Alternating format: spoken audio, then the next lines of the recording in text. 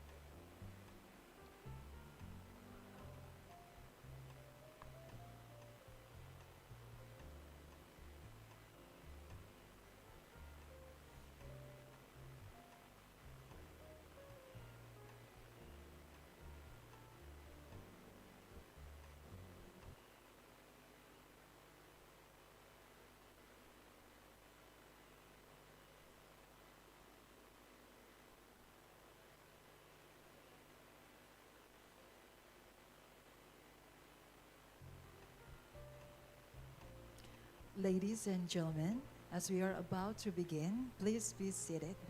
I have a few housekeeping notes to make before we begin today's program. First, I would like to seek your cooperation in completing this seminar.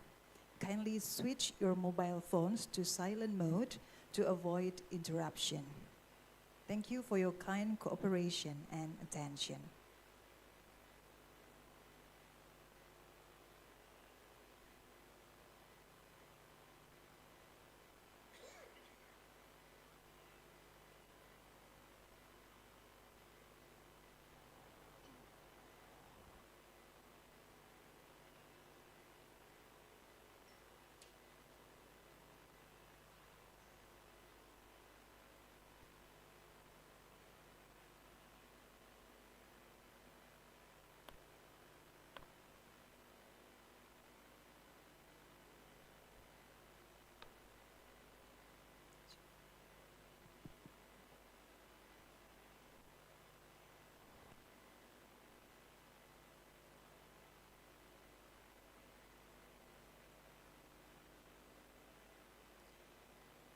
Eminent speakers, research persons, distinguished participants, ladies and gentlemen, both who are present here in UPITRA and online.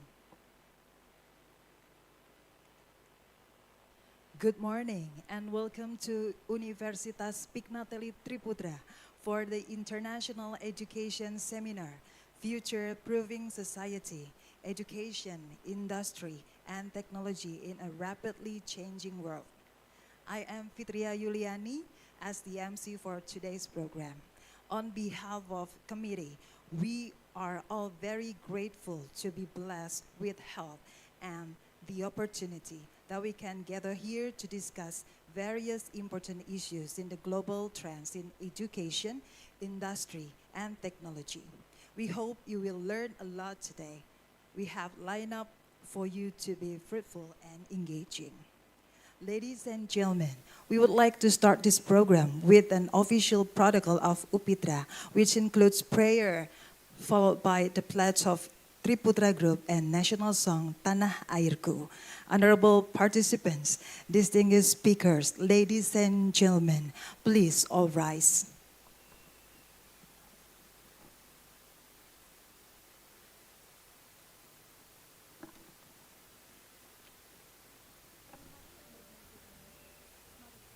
Bersama-sama memanjatkan doa sesuai dengan agama dan kepercayaan kita masing-masing. Berdoa dimulai.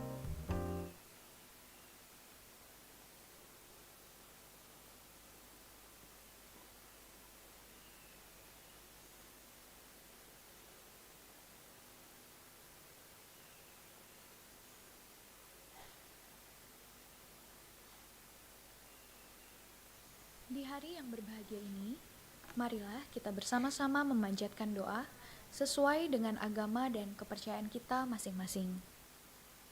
Berdoa dimulai.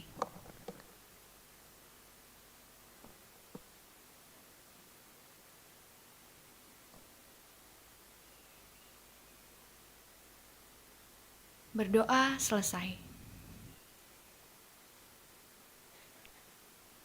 Janji Insan Triputra diharapkan menjadi guiding values bagi kita semua, Insan Triputra Group, dalam berkarya dan juga menjalani hidup kita sebagai seorang pribadi. Oleh karena itu, marilah kita menyatakan janji Insan Triputra secara bersama-sama dan dengan sepenuh hati kita.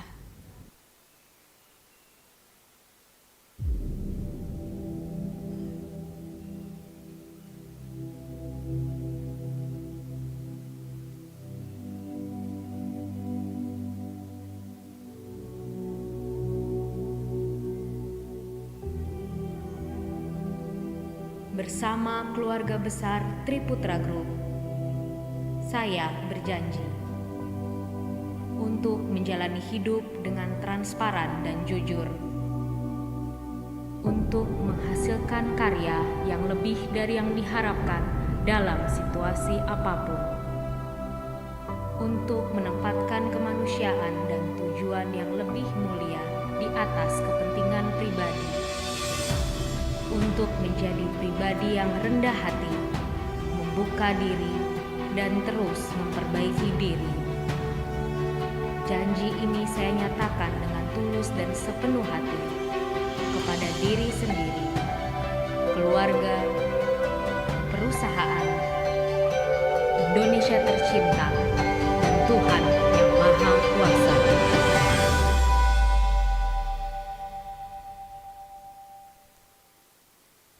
Lagu Tanah Airku yang telah kita kenal dengan baik menjadi pengingat bagi kita semua mengenai reason of being dari Triputra Group yang hadir dari Indonesia, oleh Indonesia, dan untuk Indonesia. Mari kita menyanyikan lagu Tanah Airku sambil meletakkan tangan kanan di dada sebelah kiri.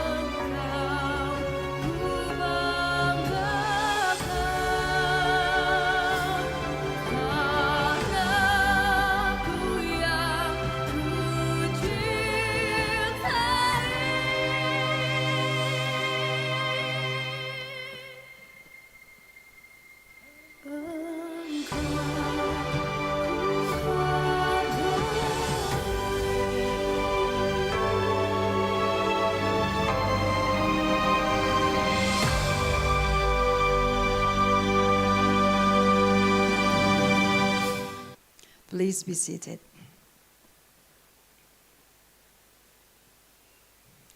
Honorable participants, distinguished speakers, ladies and gentlemen, this international education seminar is commenced by welcome speech by the Rector of Pignatelli Triputra University.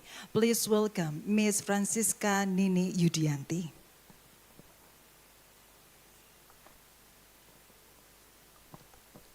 Good morning, everybody. Good morning, ladies and gentlemen. I'm really glad today because we will conduct this seminar. This is for the first time for us, for me, to conduct an international seminar. 5 days seminar start from Monday. But before I give a brief explanation about this seminar, I would like to say thank to all of you, especially for our honorable speakers here, Raul, Alice, and also Vinny. Is Vinny here? Not yet? Okay. Thank you so much. 3 of the speakers is from CUNY, City University of New York.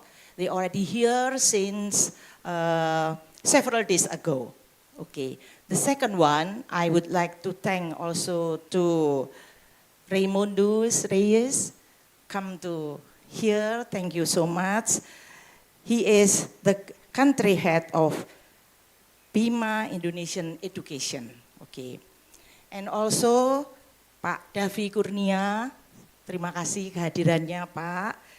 He is the BOD, Board of Director from PT Paku Group. Also, Pak Chung Suyanto, is he here? Not yet. Okay. And also, Pak Taufik, the Secretary of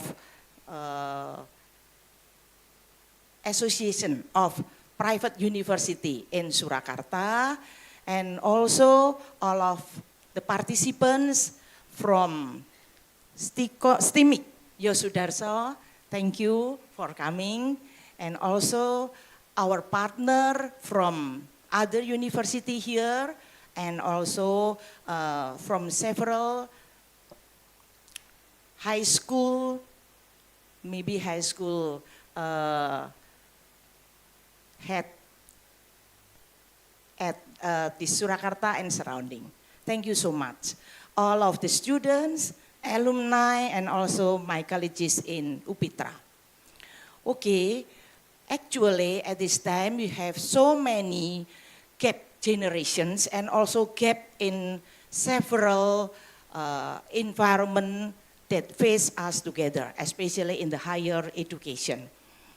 In the first day of the seminar, we already talked about the differences and the gap between baby boomers generation and X and Y generation with the Gen Z generation, Generation C.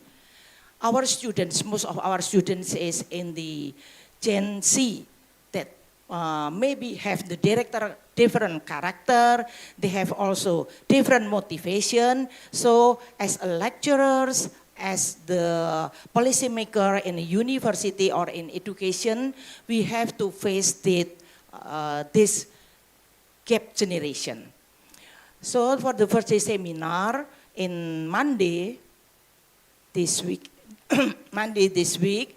we already learned about how the teaching and research strategy in dealing with this new generation and how we try to reduce the gap between the lecturers and maybe the policy with this new generation. And also, we already discussed also the gap in the knowledge of technology. Most of the baby boomers or maybe X and Y gen, different their experiences and their knowledge in technology. So we are trying to reduce the gap by using the new strategy in teaching and also in research. Besides that, we also have another gap. For example, the gap between what we in the education preparing our students with the needs of the knowledge and also the idea, the character with what the needs in the industry.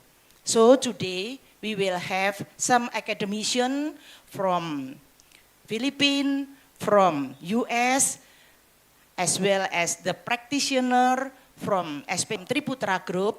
We will discuss and get some new inspiring situation, how to cope with this gap generation and also gap in technology in the turbulence world at this time. Hope that what the speakers will say to us, will inspiring us, and we will have the new idea, the new approach, the new solution, the new idea, how as the lecturers how in the university, we will cope this and give the preparation to our graduates in facing this future, their future. Thank you so much for coming in this seminar. I hope we can discuss and also sharing for many inspiring ideas, policy, strategy in teaching, in research, and also in community services. Thank you once again for your coming here. Hope you enjoy this seminar. Thank you. Thank you to Ms. Nene Yudianti for the welcome speech. Honorable participants, distinguished speakers, ladies and gentlemen, in this opening of International Education Seminar, it is our honor to have keynote speakers. The keynote speech will be presented by the representative from Triputra Group. Please welcome Mr. Johannes, the CEO of Triputra Edukasi Nusantara.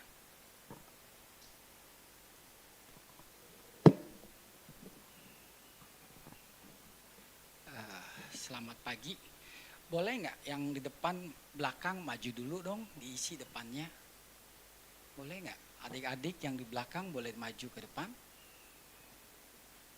Jadi kosongnya jangan kosong gitu. Nah, isinya. Boleh? Bisa dibantu, Anitia? Saya lihat tadi banyak yang kosong di belakang. Pindahin ke depan.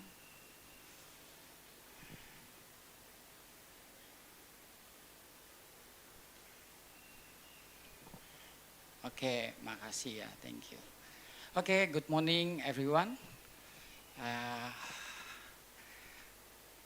First of all, I would like thank you for everyone, especially for my partner, Raymond is come from 𝗙𝗧𝗏𝗧. I'm very appreciative. He can, I know him is very busy, but he can spend time to come here I asked him to share about his main 𝗙𝗧𝗏𝗧. And then, of course, thank you also from City of New York University. I know you, years like Alice and Raul. I know during this morning I spoke with him many things. Again, from you, Alice and Raul, thank you for your coming, especially for you spend time 2 days before, because you start share to us is from Monday, right? And then, of course, I would like thank you also buat Pak Devi. Pak Devi, terima kasih Pak. Saya tahu beliau sangat sibuk banget juga ke Jepang, bolak-balik gitu loh. Ini juga dia besok pagi udah mau ketemu lagi. Sampai dia bilang mau berpesawat. Wah, luar biasa Pak Devi. I would like thank you Pak. Of course Pak from asosiasi, Pak Taufik ya. Kemudian, I don't know, from 𝗙𝗏𝗧𝗏𝗧. 𝗙𝗏𝗧𝗏𝗧 is like representative from Education Ministry. But I hear from my colleagues cannot come here, Simon, you know. And then of course, the last thank you, Bu Nini. She is a rector of University Pignatelli Triputra also. Again, thank you also for respected is like educator, dosen, Bapak Ibu, terima kasih semua. And then the last, of course, we thank you also for our student. This is like, I mean, the first experience you can to join also in UPITRA, and then you can get anything from this university. And then the last, of course, thank you for Pak, I forget, it's like from Stikom, you know, Pak Dani and Pak Hermanus. Thank you, Pak. Sorry, Pak ya. Because I know Pak Romanus, you know, longer time ya Pak, almost 3 years ago education. Because I believe Pitma education is success, you know, build education in Philippines. I hope this, you know. And then today also, you know, we involved in industry. Pak Devi come here, you know. He came to share how is the industry more important. Last night I talked with him also, you know, how he can to, Paco already to create school in Solo also, but it's senior high school. They're already to deliver our people to Japan and then have opportunity also working there. Now, hopefully Pak Devi can share about his Paco and then how we already Paco did during this time, you know. And also I'm happy, you know, Pak Suyanto, but still on the way because I'm here. Pak Suyanto's background is technology. He know how is the technology. He spent time in Singapore almost several times, you know. So I hope he can spare also. Before Pak Suyanto is become, you know, CEO for 𝗙𝗓𝗓𝗧𝗏. So that's why, you know, 𝗙𝗓𝗓𝗧𝗏 is how we can to deliver, you know, packets to everywhere. How we can to fast the process. How we can to using this technology to deliver to our packets to another place and something like this. Now, so today we are happy. We can to share everything. Our speaker can to share and we can to get insight from inspiration from them, you know, and then we can to implement to our school also. It is happy for us. And then the next, hopefully we can conduct also, because I already to invite Singapore Management University to help us to share also in the next year. Hopefully, please, you know, this is the first time, but not the last. I believe this is the first time, and we can create, and then we have also, you know, university. Oh yeah, I forget, you know, university is just to establish 2 years ago, but you can to see is how we can to grow fast also. I learned much from the Pitma, you know, Emon always to teach me also last time, you know. So it is how we can to deliver also in UPITRA to make bigger, fast, and then the last important thing from Triputra, how we can to help our people. You know, Pak Teddy have a dream, how we can to, you know, make less our people poverty, like, you know, this is like kemiskinan, quote and quote.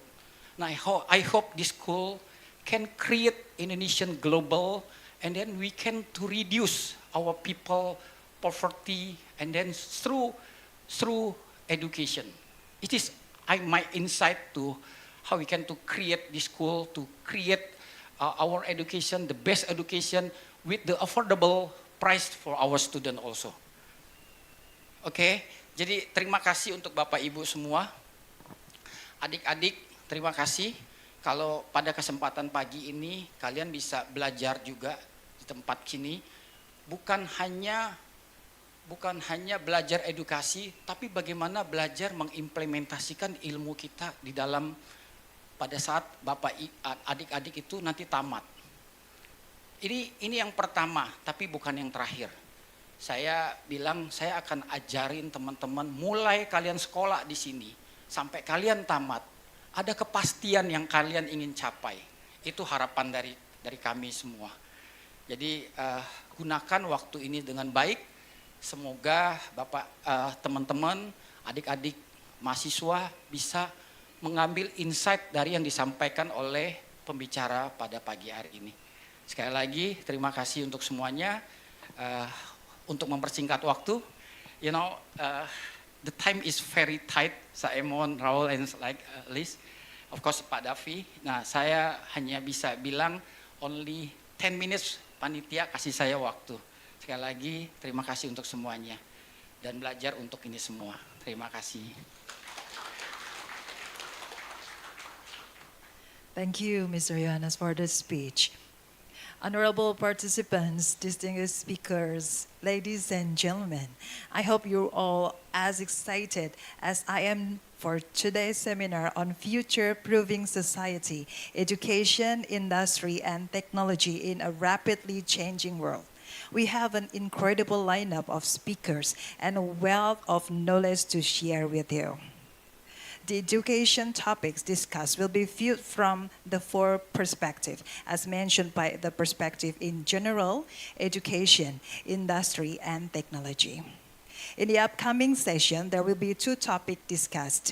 Before we dive into our discussion, it is my pleasure to introduce someone who will be guiding us through the sessions today. Our moderator is the English lecturer in English Department of Vocational Study in Universitas Pignatelli Triputra, or UPITRA. He has been also managing the Language Center of UPITRA, and we are thrilled to have him here with us. Please join me in welcoming Mr. 𝗙𝗪𝗓𝗓𝗔𝗟. Let's give a warm round of applause for Mr. 𝗙𝗪𝗓𝗓𝗔𝗟.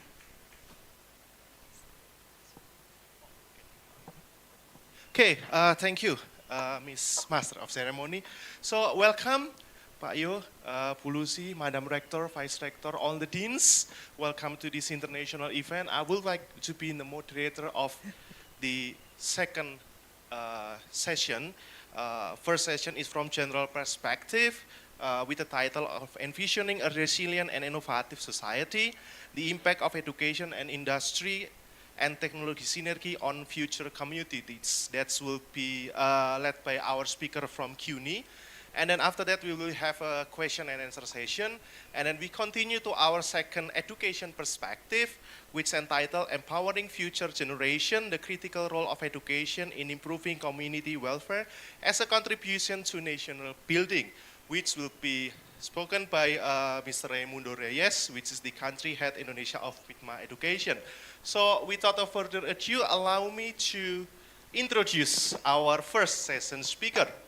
First, we have Mr. 𝗚𝗟𝗢𝗕𝗧𝗔𝗟, a distinguished educator with extensive experience and profound commitment to teaching and learning. Mr. 𝗚𝗟𝗢𝗕𝗧𝗥 currently serves as a CLIP instructor at the Borough of Manhattan Community College, part of the CLIP University of New York or CUNY, as an adjunct instructor at St. John University, Queens, New York. Raul has a rich background in teaching and corporate training. His accolades include presenting at the International 𝗬𝗨 Conference and receiving the 𝗬𝗨 Program Award for service to the profession, with advanced degrees in 𝗬𝗨, photography, and general studies. With an MA in 𝗬𝗨 from the Sydney University of New York, Hunter College, a BFA in photography from Toronto Metropolitan University, and a BA from the University of Ottawa, Raul 𝗚𝗪𝗧𝗥 brings a rich educational background and a wealth of experience to our seminar today.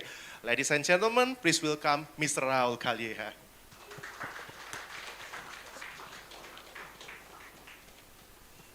Welcome, please be seated. Allow me to introduce our second speaker. Join me in welcoming Ms. 𝗚𝗟𝗢𝗕𝗧𝗥, a dedicated ESL educator with a diverse teaching background. She has taught at CUNY's Bronx Community College and the Jewish Community Council at the Greater Coney Island. Her international experience including teaching roles in Germany, Taiwan, China, and Rwanda. 𝗨𝗪𝗧𝗏 has also been recognized for her accomplishment, winning first place for fiction writing at the National Black Writer Conference and being awarded an all-expense-paid tour of Japan.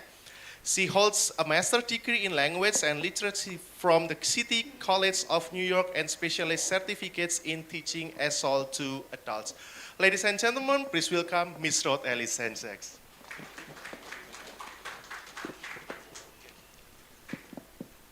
So we have two speakers. Welcome, how are you? Well, thank you. Okay. So today we are going to talk about the general perspective of this seminar, and allow me to read the title once more, which is Envisioning a Resilient and Innovative Society, the Impact of Education, Industry and Technology Synergy on Future Communities. So I will give the time to you. Who's going to first? Is it Mr. Raul or Mr. We're gonna both do the first one. Okay. So that's the second email that I sent. What's the title again? Clip? Not the diversity one, the clip one.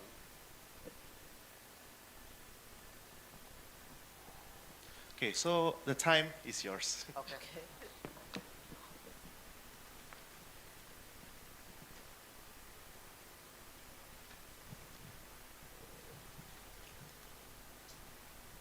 Yes. Hi, good morning. Thank you for having me. My name is 𝗨𝗪𝗧𝗏, and today my colleague and I would like to introduce our program to you. So our program name is CLIP, which stands for the CUNY Language Immersion Program. Well, first of all, what is CUNY, right? It's the CUNY Language Immersion Program. Well, CUNY is our university. It's the City University of New York, and it contains 25 colleges which are located all over New York City. And New York City is made up of Bronx, Brooklyn, Manhattan, Staten Island, and Queens. So CLIP is a program that was created to provide intensive academic ESL, academic language to students. So our students have been accepted to the university. However, they need more intense academic training, preparation, before they could start their credit-bearing courses. I guess in particular they need more reading and writing. Yes. So the emphasis of CLIP is reading and writing. I teach at Bronx Community College, BCC, which is located in the Bronx, and Mr. Raul teaches at the Borough of Manhattan Community College, which is located in the lovely Lower Manhattan and is also called BMCC. So BCC, BMCC. Yeah. So CLIP is in 9 of the CUNY colleges. How many CUNY colleges? Like the 25? I think there might be at least 20. Yeah. There are a lot of CUNY colleges. However, CLIP is only found in 9 of those schools. All 7 community colleges, and the community colleges are the 2-year colleges, and 2 of the senior colleges, otherwise known as the 4-year colleges. Staten Island has 1 CUNY school, and it contains, it is one of the 4-year schools in which CLIP can be found. Just to let you know, CUNY, the City University of New York, has about 275,000 students. So you can imagine it's a big school, and it's all over New York City, in Yes, different campuses. Not in one location, all over the 5 boroughs. All right, so what makes CLIP so unique? What makes CLIP so special? Well, first of all, it does not cost a lot of money. It's $180 for a long semester and $75 for the summer. Yes. Right. And we teach 25 hours a day, 25 hours a week. 25 hours a day does not exist. It feels like 25 hours a day because there's a lot that goes into teaching. But we teach 5 hours a day, 5 days a week, so that comes up to 25 hours a week. And that allows us time to really go in depth with reading and writing, but to be honest, sometimes it feels like even that much time is not enough for everything that we would like to accomplish with our students, but it is a pretty good amount of time, which is something that other programs do not offer. And there are also different schedules. For example, I am an evening teacher, and in my program we have day classes and evening classes, and I believe there's one school that has an afternoon schedule, so that makes students able to select which works better for them. And we teach through academic content, which I will explain in a minute. Some of our, most of our students are studying and working at the same time. So having this flexibility of different schedules is good for them. And a lot of our students are parents, so flexibility really is something that is necessary for them. Okay, so the previous slide says that CLIP teaches through academic content. So we teach reading, writing, speaking, and listening. We teach grammar, pronunciation, and all those things. At the same time, we teach through different academic contents. For example, this is a curriculum titled Making It in New York City. So while students are learning pronunciation, grammar, they are also learning about New York City, learning about famous people who have made it through New York City. And then there's inventors and inventions. And this curriculum was the first curriculum that I taught as a CLIP teacher, Homer's Odyssey, which is based on the Odyssey by Homer. So they read two adapted versions of the Odyssey while learning reading, writing, pronunciation. I teach a variety of themes in my classes. I like to do a theme on immigration, because most of our students, or if not all our students, are immigrants. So I choose books that are kind of relevant to the different students in the class. So different themes every semester.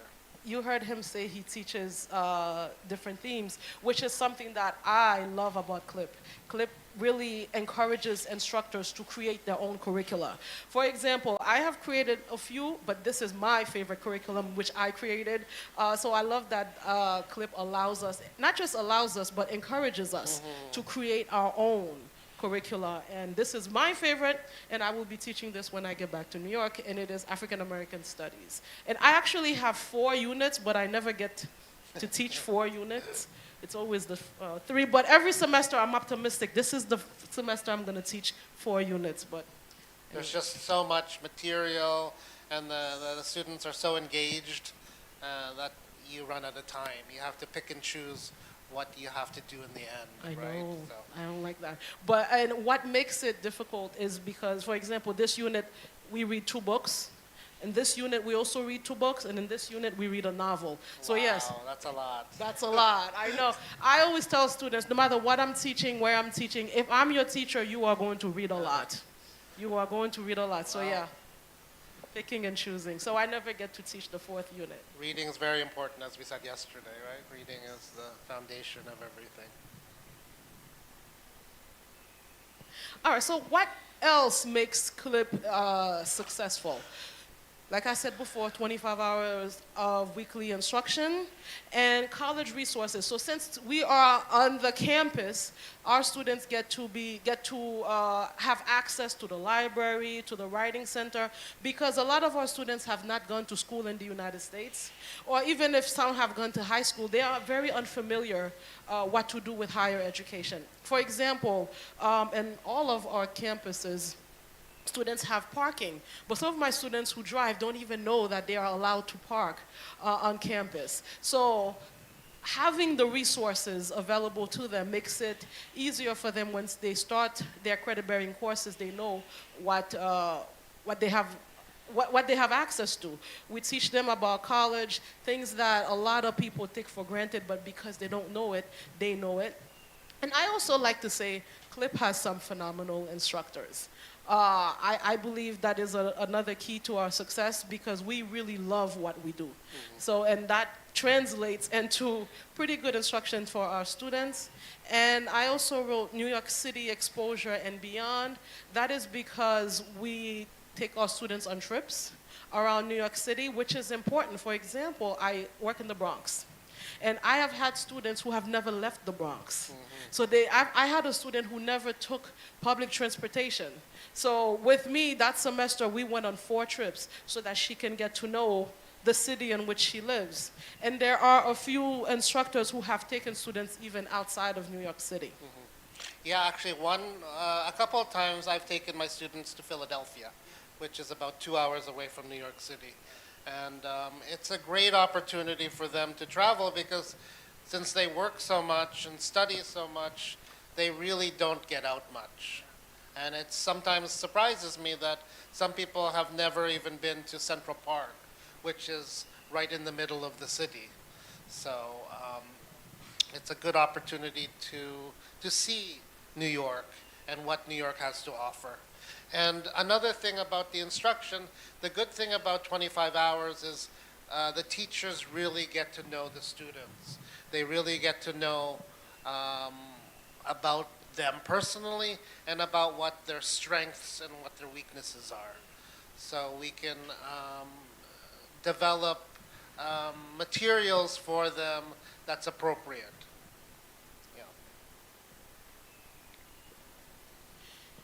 Something that at BCC, Bronx Community College, where I teach, that we have found is that students who remain with our program for 3 semesters, once they start their credit-bearing courses, they actually outperform students who were never at CLIP.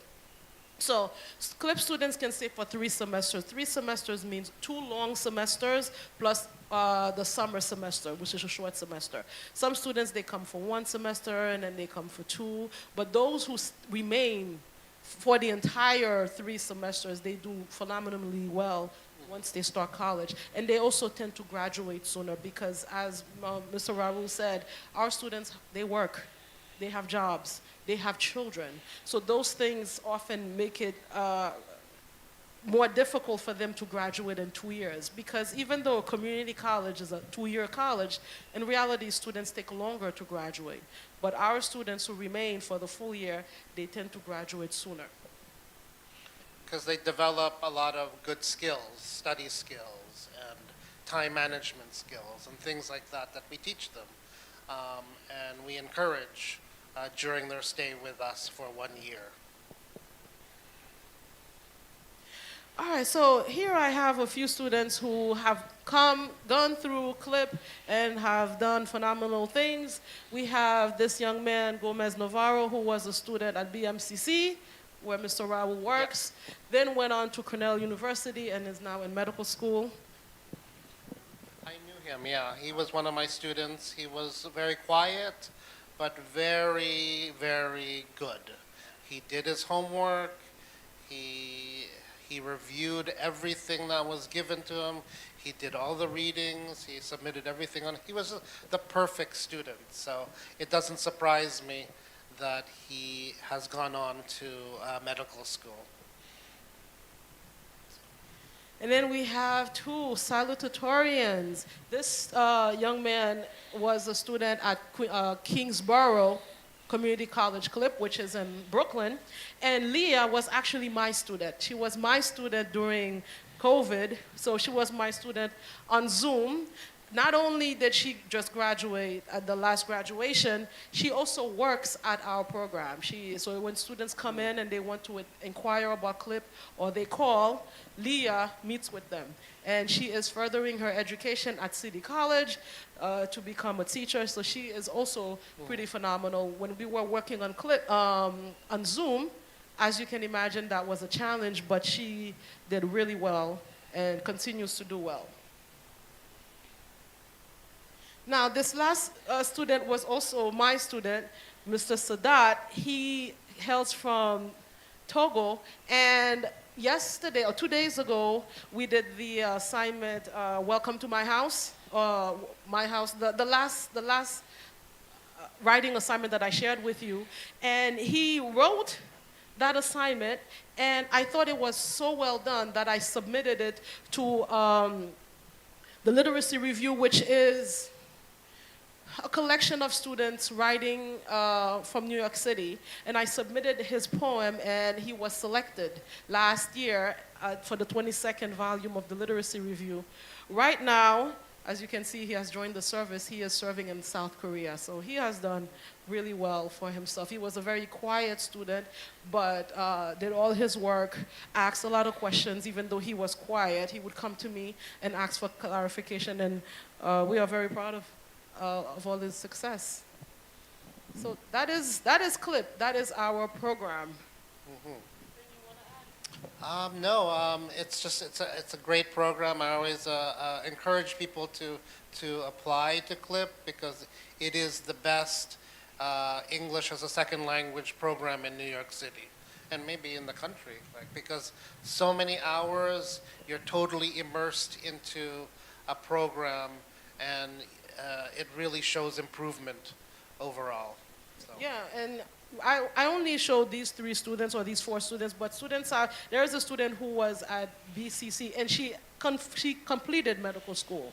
We have a student who's an FBI agent, a former student who's an FBI agent. So 𝗨𝗡𝗧𝗥𝗔 students have done a lot. And we share these things because when they come into our classroom, often they are shy, they are scared, they have low confidence, they feel bad about themselves, or they say to me, "Oh, teacher, I'm not smart."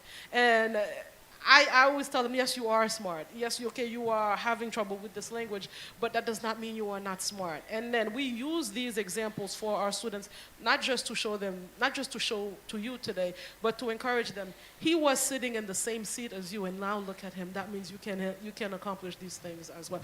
Oh, actually, there is one of the teachers in our program who was a 𝗨𝗡𝗧𝗥𝗔 student. Oh, And now, really? yeah, Okay. Delaney. She was a 𝗨𝗡𝗧𝗥𝗔 student, now she's a 𝗨𝗡 teacher, so I agree, this is probably the best English program in the United States. Yeah.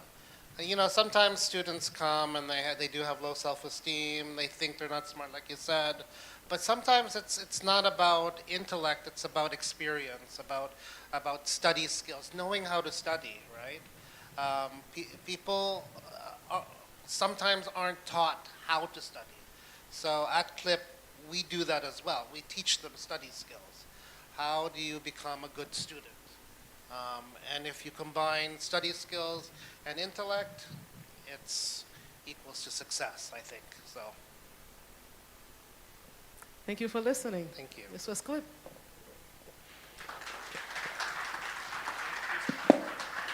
Yes. Okay. So related to 𝗨𝗡𝗧𝗥𝗔, as you know, New York City is probably the most diverse city in the world. So at BMCC 𝗨𝗡𝗧𝗥𝗔, or at 𝗨𝗡𝗧𝗥𝗡, it's just full of diversity. It's full of diversity. Next slide. We have students coming from all over the world, coming to 𝗨𝗡𝗧𝗥𝗡 to learn a new language or to improve their existing language and then go to college. These are some greetings from all over the world that we've heard in the classroom. Okay, so diversity is important, but it's also important to know about diversity and to know how to handle diversity in the classroom, because knowing about diversity is important in the real world. Okay, so what is a diverse city? What is a diverse city? It's about culture, race, gender, ability, sexual orientation, religion, marital status, and age. So in the classroom at 𝗨𝗡𝗧𝗥𝗡, we have all sorts of different kinds of students. So I've had students who have been 17 years old to maybe 65 years old, right? But the majority of them are in their 20s, early 20s. So you'll find different cultures, different races, genders, abilities in the classroom, sexual orientation, religion, and marital status. And in New York City, it is against the law to discriminate based on any of these things. Which is, I guess, different from other places where it's not illegal, right? So students have to know that, that in New York City at least, it is not appropriate to discriminate against these things. For example, if you're looking for an apartment, they can't say, oh, I can't rent you this apartment because you're from a certain country, or I can't rent you this apartment because you're male, for instance. That would be illegal. As we all know, America is and always has been a nation of immigrants, right? Everybody in the United States, with the exception of the natives, indigenous people, are immigrants. Next slide. I always show this quote to my students just to get them to understand diversity more. We believe that cooperation is better than conflict, unity is better than division, empowerment is better than resentment, and bridges are better than walls. Next slide. So, CLIP students come from more than 70 different countries. 70 up to now, so every year I'm sure it increases. They speak more than 35 different languages. And these are some of the 70 different countries that I have been able to teach.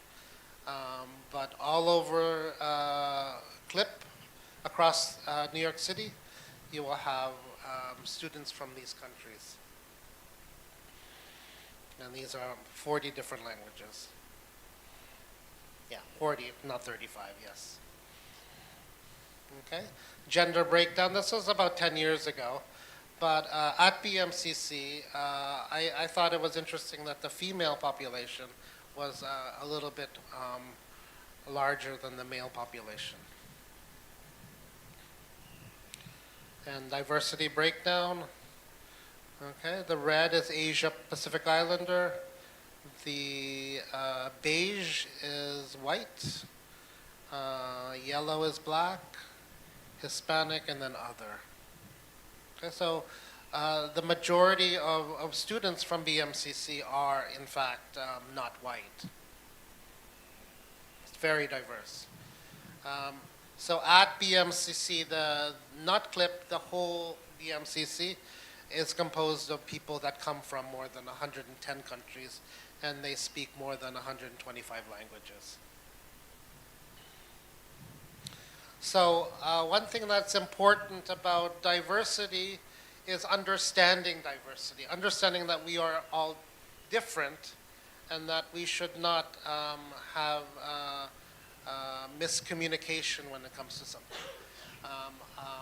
I know one thing that people misunderstand other people is eye contact, right? Some people do not, some cultures do not establish eye contact. Whereas in the United States, eye contact is very important. And then I thought this was an interesting cartoon. I don't know if you could see it, but it's a situation in which different cultures are meeting each other for the first time. So you have this person say, what do I do now? Because he's doing this, whereas this person is handing them their business card, right? Which is totally a Japanese thing. He says, when is he going to take my card? She says, he seems a bit unfriendly. Why? Because she's going in for a kiss, right? And then this person says, whoa, personal space invasion. And then the next one, oh, I'm next. What should I do, right? So being in a diverse society, it's important to know these cultural differences because you don't want to jump to conclusions, right? You don't say, oh, that person doesn't like me because they didn't shake my hand, or that person doesn't like me because they didn't hug me, right? So if we know these things, then it's easier for us to navigate a diverse society. I found this in a book, and it's about punctuality. Some cultures tend to view punctuality as more important than other cultures, and so just because someone is late doesn't mean that they're not a good person, for instance. But it's important to know that in the United States, punctuality is important, but not as important as, let's say, Japan or Indonesia. It says it's a very important punctuality. Is that correct? Yeah. Yes, very correct. Okay. So understanding other cultures is very important. You don't want to jump to conclusions and then think of the worst things. Another reason that diversity is important is the bigger picture, right? Once you leave university, college, knowing about diversity is important, right? You don't have to be in a diverse city, but knowing about diversity is very important.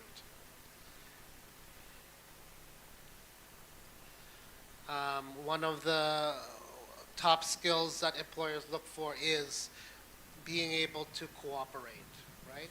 And people who have knowledge of diversity tend to be better at cooperating, working together, right? That's what employers are looking for. They want people that can cooperate, work together, and get the job done. Okay. Yeah, just like I said, it's about cooperation, knowing about diversity, and working together to create things and to produce things. Okay, this is a quote from someone who works at a career center. There is no bigger issue in the workplace than diversity, and job seekers must clearly demonstrate a sensitivity and awareness to other people, cultures, backgrounds, and sexual orientations. If you don't have this knowledge, this diverse awareness, it's going to be hard for you to deal with other people. Okay, and I just wanted to end here with two quotes. In diversity, there is beauty and there is strength. America is more like a quilt, many patches, many pieces, many colors, many sizes, all woven together by a common thread. Thank you. And one more quote. What we have to do is to find a way to celebrate our diversity and debate our differences without fracturing our communities. And that is one thing that I encourage in my classroom, and I like to kind of tell my students that it's important to navigate life, especially in New York City. Thank you. Okay, thank you. Is that all, or you still have something to present? Oh, okay, thank you. So yeah, give once again applause to our speaker. I note many important points here about the clip itself and about the diversity. And I just want to say that we have talked before that Indonesia also have so many diversity. Even in language, we have different kind of language, different kind of native language. Even Bapak Ibu must understand what I mean. Even in some languages, same word can have different meaning between one another. So, and then sometimes there is, in a language, there is the differences in tone. I mean, there is a certain part of Indonesia that they speak with, I do not know, loud tone. While people who come from the region who speak in soft tone tend to think that they are angry a lot. Well, that's the usual way of they are speaking. So we also have the diversity in Indonesia. And it's also interesting that you don't discriminate based on those issues. So it's against the law in the US. Oh, it's being in the law. Okay, very good. As a language teacher, I actually I have many things to discuss, but I guess first thing first, I need to throw it to the floor first, because yeah, I'm the moderator, right? I should not ask many questions. So I will give the floor a chance first, and then later on, perhaps I will ask some things that I want to ask. So from the floor, is there any questions?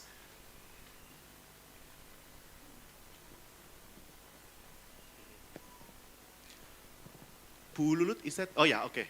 Can somebody give? Okay. Okay, thank you for the time given to me. I just want to ask the simple question to Ms. 𝗨𝗪𝗧𝗥𝗔 again. Yeah, I already told you or talk about pronunciation again. Yeah, so pronunciation is very important so that the communication can run well. And if I'm not mistaken, I heard that you have a lot of students that they are immigrants, is that right? Yes. Yeah, and they speak English a lot, yeah, in New York. But again, if I'm not mistaken, you also concerned about their pronunciation, is that right? Pronunciation is also, yeah, because pronunciation is very important, yeah. And here, I have students, and they also learn about pronunciation. And I stress pronunciation, because if we have wrong pronunciation, if we miss an S pronunciation, there will be wrong mistakes. And the listeners will cannot catch the meaning well. And yeah, if I'm not mistaken, that the immigrants there already speak English. But why pronunciation is still, they must still learn about pronunciation. For our students, for us here, pronunciation is very important. So we must learn well. We must focus on how to pronounce. And why they still learn about pronunciation, because I think that, yeah, they speak English every day. And can you give us tips to have, or to be able to pronounce easily, and how to do, or what we can do so that we will always remember how to pronounce words that they think that it is complicated. For example, the word develop, we must pronounce develop, but they always say develop, something like that. I always remind them, not develop, but develop, developed. But it's still very difficult for them to remember. So can you give us tips, because there are also a lot of, many students of English. Thank you so much. That's all. Okay, so one thing that as ESL teachers we fight is fossilization, meaning how students or how people learn language sometimes is fossilized into our minds, is difficult to change. My students, I always say to them, S is your friend, like that's the thing. Who is your friend? S is your friend. But that does not mean they are going to remember to pronounce the letter S at the ends of words. You understand? So I understand that it's fossilization that we are fighting. For example, if I learn Indonesian and I learn something in the wrong way, and you can tell me many times, it's going to be difficult for me to unlearn the incorrect way to learn the correct way. So we, or at least I, stress pronunciation, but with the understanding that I'm fighting fossilization. And in New York City, because so many languages are spoken, so many accents are spoken, if I can understand what you are saying, that's more important to me than to make sure that you pronounce every word perfectly.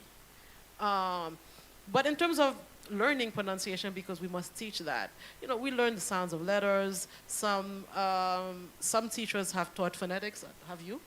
Taught?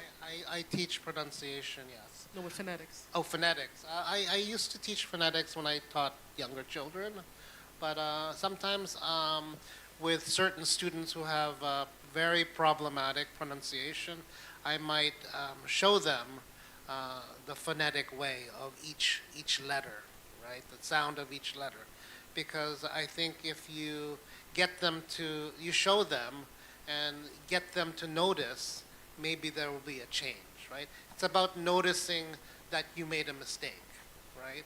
If you notice it, you can change it so that it's correct the next time. Also, I think it's about exposure to the same word, right? If they hear develop, for instance, many times, then chances are they're going to understand the correct way to pronounce it. Whereas if it's a very limited word, it might not work as well because they're not exposed to it. They're not hearing it or reading it or writing it as much, right? So it's about exposure as well. So as long as it is communicative, the communication is okay, right? I think that's true. As long as it's comprehensible to the person listening, then it's okay. If it's totally wrong and it leads to misunderstanding, then we have a problem, right? Yeah. Thank you. Okay, thank you for the questions. I need to remind you also, Bapak Ibu, kalau yang ingin bertanya dalam bahasa Indonesia, kita ada interpreters, jadi jangan ragu untuk bertanya. Seperti itu. Okay, perhaps I can insert one of my questions before waiting to the floor to think about the questions. First thing first, you said you 25 hours a week. 25, yeah. How you divide that? I mean, like, is it divided by 5 days, or it's more flexible, or how do you divide that? It's 5 days. So I'm an evening teacher in my program. My classes meet from 5 to 10 p.m. Okay. So 5 to 7 instruction, 7 to 7:30. There's a 30-minute break. I started out as a morning instructor, and at that time it was 9 to 3. So 9 to 1. I'm sorry, 9 to 12, and then an hour lunch, and then 2 to 3, 5 days a week. Yeah. How about you? Are you the same? Yeah, I'm an evening teacher, but I also taught during the day. It's the same kind of schedule. Yeah. Sometimes on Fridays we can opt to do a remote class, or take them on a trip or something like that. So, but generally speaking, the same. So you both evening teacher class? Yeah. And the class end at 10 p.m.? Yeah. 10 p.m., oh, very good. Yeah. And then perhaps one more question from me before I return to floor. Sorry, I'm very curious. So why you are specifically teach them reading and writing? Is there any reason for that? Why specifically reading and writing? Because in the future, when they go to college, they'll be doing a lot of reading and writing. So when they come to CLIP, their reading skills are lower. They need to improve their reading in order to be able to read the same kinds of materials as native speakers. Because in the future, they'll be in classes with other native speakers. So they have to be on the same level. You want to add something, Ms. Rodriguez? Yes, also CLIP is a prematriculation program. Okay. So it is to prepare them for college. And in college in America, students write a lot of essays. Students do a lot of research. They conduct research. They give presentations. So CLIP is to prepare them to do those things, how to research, how to give presentations, how to write college essays, and getting them. Now, I can't say that we give them college material because there are different levels, but at least help them get ready for that. So that's why we put a lot of emphasis on reading and writing. Oh, so they are ready for college life. Yeah, it's to prepare them. That's the purpose of CLIP. CLIP is to prepare students for college. But at the same time, not all students who need language come to CLIP. Some of them want to go to the main campus, right? So they have to go to the main campus. They don't have all these, they don't have the training that we give them, and they don't do as well because they say, oh, I can handle it. I can do the reading and writing. And they get to the main campus, and, you know, essay writing is cultural, right? In every country, you have a different style of writing, right? So at CLIP, we teach them the way that American students have to write to be able to be successful in college classes. So that's what the advantage of CLIP is. When you don't have CLIP, you don't have that training, and you don't do as well, in my opinion. So did you have experience that CLIP is a college preparations program, right? Did you have experience that the students join the CLIP program but end up to not going to college? Do you have any kind of that experience? There are, and at least at BCC, there are some students who come to CLIP because they don't want to go to college. They want to like go to a different program, like a vocational program. And I have had a couple of students who they've raised their children. Some of them are divorced, and now they just want to focus on themselves. However, the majority of students come because they want to go to college, and they recognize that they lack those skills. So we are very clear that it's a pre-college program. Yeah. You want to add something?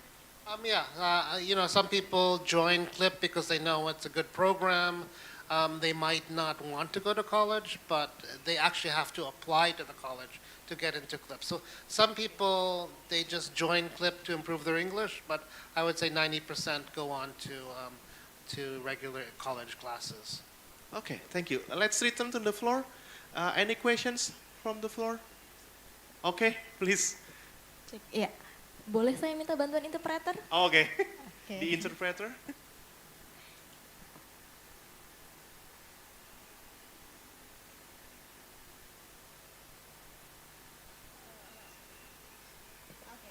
Oke, baik. Ada mic buat dia?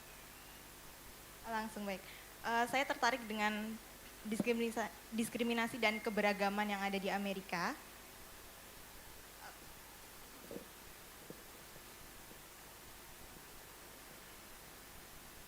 I'm interested in talking about diversities and discrimination in the country of America. Tadi dikatakan bahwa Amerika adalah negara yang terbuka dengan imigran seperti itu ya. Saya berpikir mudah untuk orang-orang di sana menerima orang lain, lebih inklusif.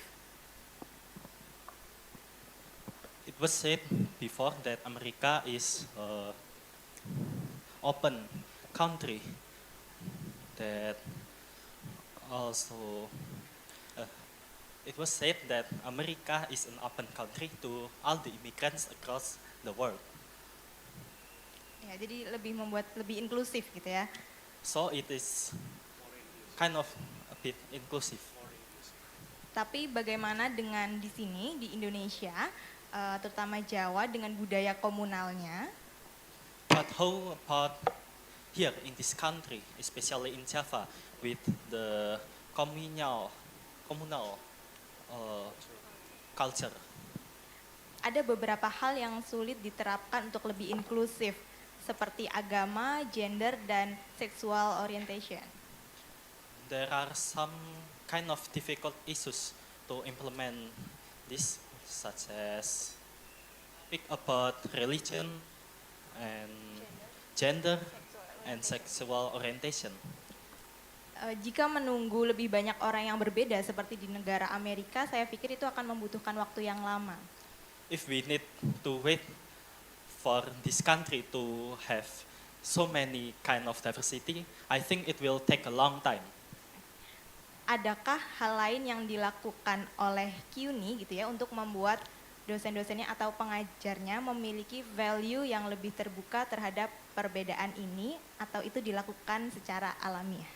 Is there any kind of way for the CUNY lecturers to be able to handle this issue properly?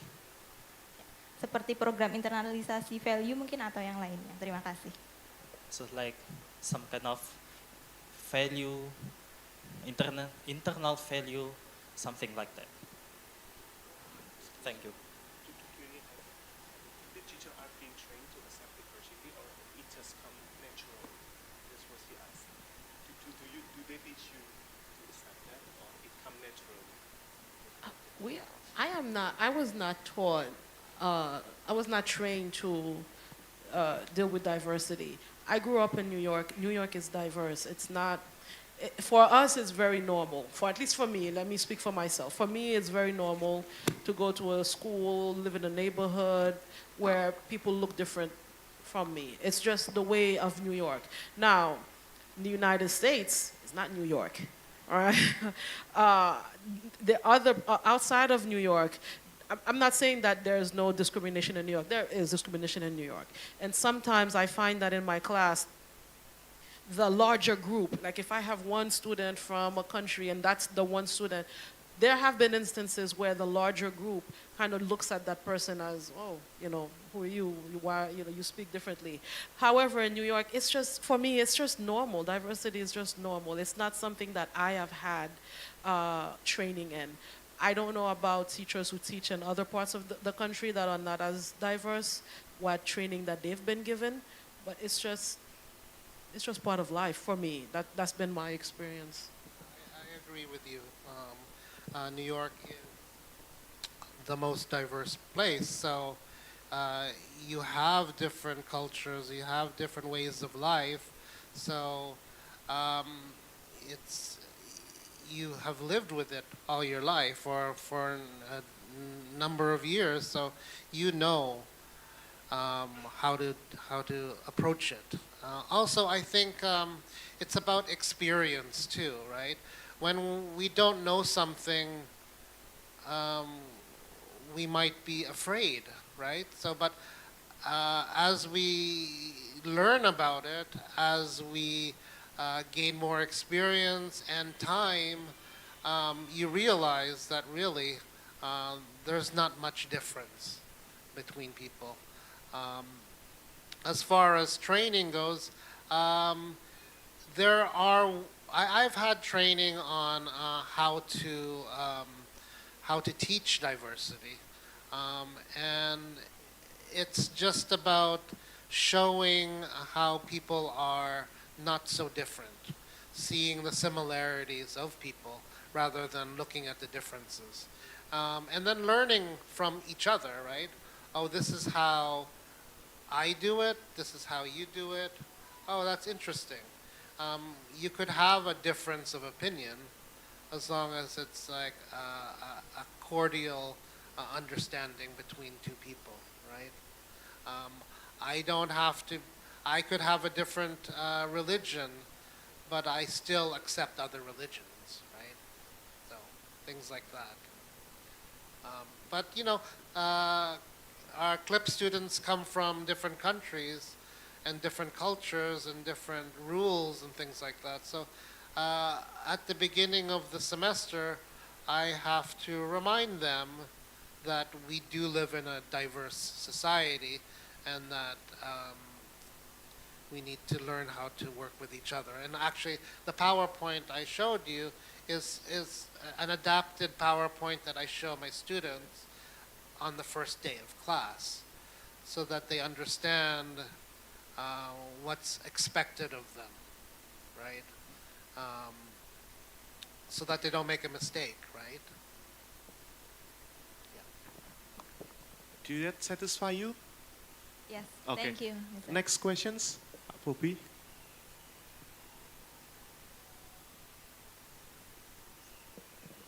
Thank you, Pak Michael. Well, as you know, my name is Bobby and I'm from Triputra Education Nusantara. And I would like to continue the this topic before about diversity. But I think the most forgotten diversity is intelligence. I believe in many classes in Indonesia, I don't know what happened in US, but many students with what we call low IQ or less intelligence have been discriminated by the teachers. Maybe you can tell about what happened in US.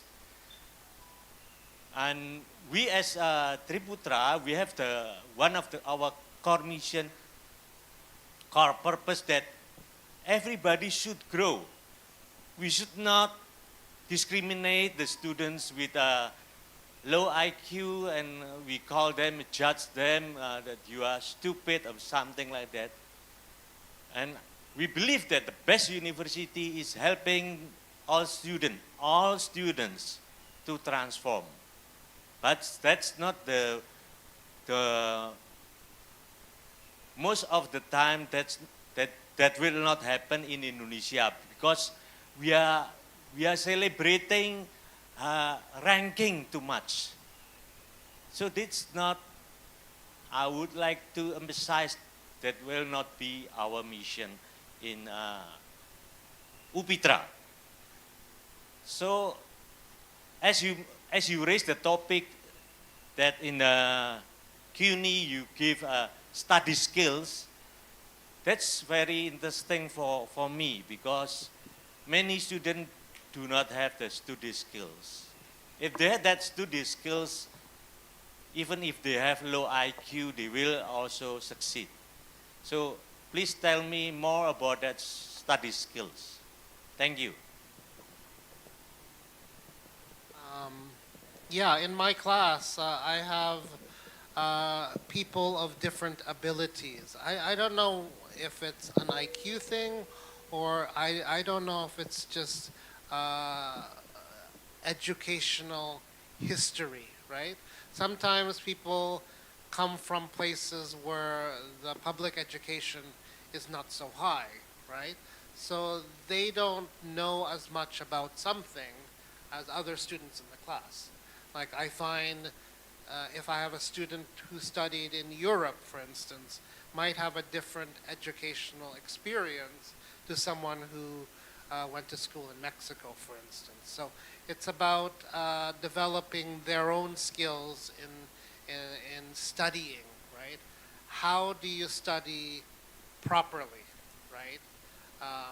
Other places they emphasize memorization, right? But for other students that doesn't work as well for them, right? And overall it's not really recommended in the United States just to memorize. So I try to give them support by giving them note-taking skills, right? Sometimes I'm teaching and I say a new word and the students are just sitting there. I go, hello, do you know this word? They go, no, first time. I go, well, you should take notes, right? You should write it down, right? Or they go, oh, I didn't know that, right? So little things like that. Note-taking skills is important. Organizational skills, how do you organize your writing? So I give them worksheets and I put like little headings. Write down what your opinion about this is here. Write down what you know about this here. So I give them worksheets. I do a lot of worksheets to help them think in a way that will help them organize their speaking and then their writing, help them organize the new vocabulary that they're exposed to.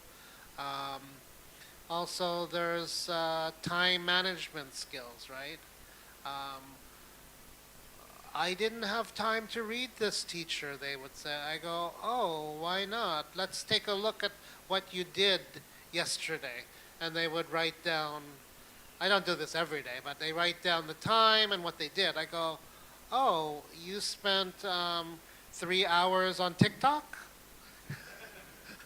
you could have found the time to read then, right? You can read on the way home on the subway, right? There are many ways to kind of manage time management. So I teach them that. What else do I teach them? Note-taking, time management, worksheets for new words. What do you do? Any study skills?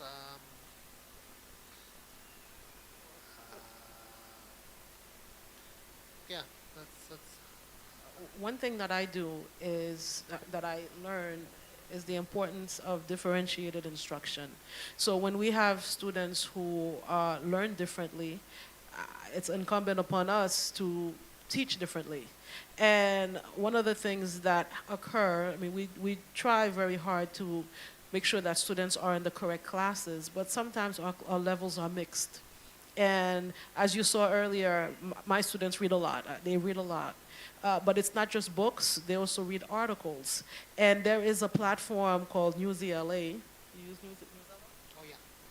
What's great about 𝗬𝗟𝗢𝗕𝗓 is that you can have the same reading at different levels. So I can have that same reading at a 10th grade level, 6th grade level, 4th grade level. So that is something that I have done when I see that some students struggle with understanding. I will give them the same material but with different levels. And what I continually do is change my lessons. Change my lessons, make them more approachable. As we said earlier, writing is very important with a clip, and I've taught writing one way for a long time, but then I was given a very low-level class for the first time, and I had to change the way that I teach in order to reach more students. So that is a way that is a way that I do in order to reach all students, and that's differentiating instruction. Yeah, I do that as well, and depending on the student, I might have different expectations for them, for each one, right? I know that this one student is very active, talkative, and I will encourage that for that student. For the ones that are quieter, I would probably ask them questions that are not so, that don't require as much effort to get them more comfortable. For the people that don't read as well as others, I wouldn't expect as much from them in terms of assignments, because as Ms. 𝗪𝗓𝗓 said, our classes are different levels. So that goes with writing as well. If a person is showing strong writing skills, I would encourage that. For some, I can't expect the same level of writing. I just have to expect good improvement from them. Because some people are very good at grammar, some people are very good at ideas than other people. So I have to basically have a goal for each student, what I want them to improve on. Did that answer your question, Pak Bobi? Okay, I'm sure that the floor will still want to ask questions, but the committee has signaled me that the time is over. So I'm really sorry for those who want to have questions, because the time is not our side this time. So allow me to give short conclusion, perhaps. First thing first about CLIP, pre-college program. What I get is here that the interesting point that I get is that even some of your students end up become CLIP teachers. And what I think personally is that students who turns to become teachers is because they have inspiring and good teachers. So I guess that's how, as a university, as a lecturer, as a teacher, as an educator, we need to strive for that. So not only teach, but also inspire the students. I personally know this because I'm becoming a teacher, because I inspired by my teachers too. And then about diversity, yeah, I think this discussion is very, very great about diversity, and let's hope that Indonesia, especially Universitas Pignatelli Triputra that we will maintain the diversity and we will accept students from all backgrounds. That's all I can say for this session. Please give a warm applause to our first session speaker, Mr. 𝗨𝗂𝗬𝗓𝗂 and Ms. 𝗨𝗂𝗬𝗧𝗥𝗔. So thank you for your sessions. So you may return to your designated seat.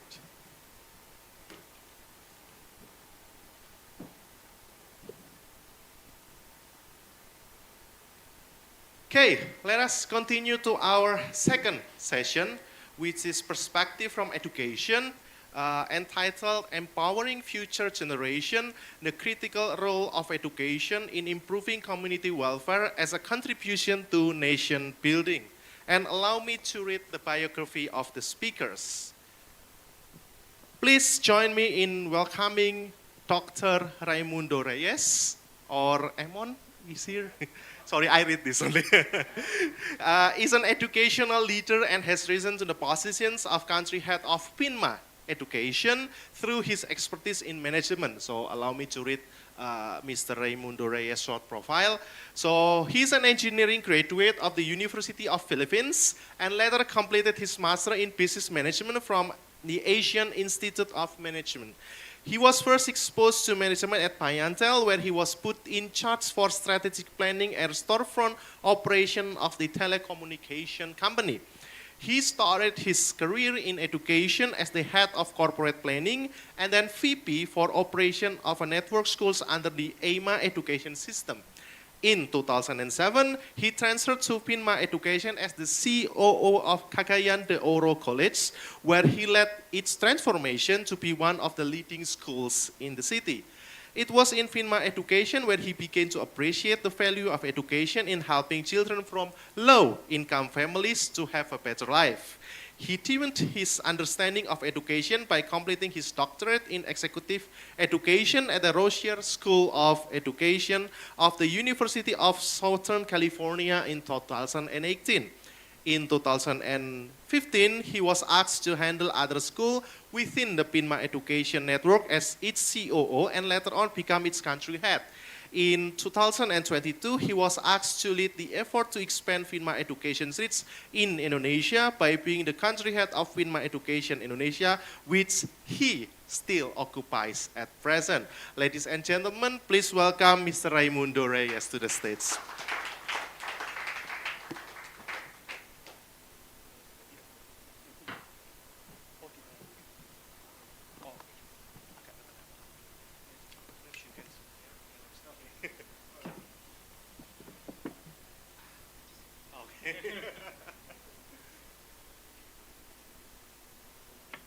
So how are you?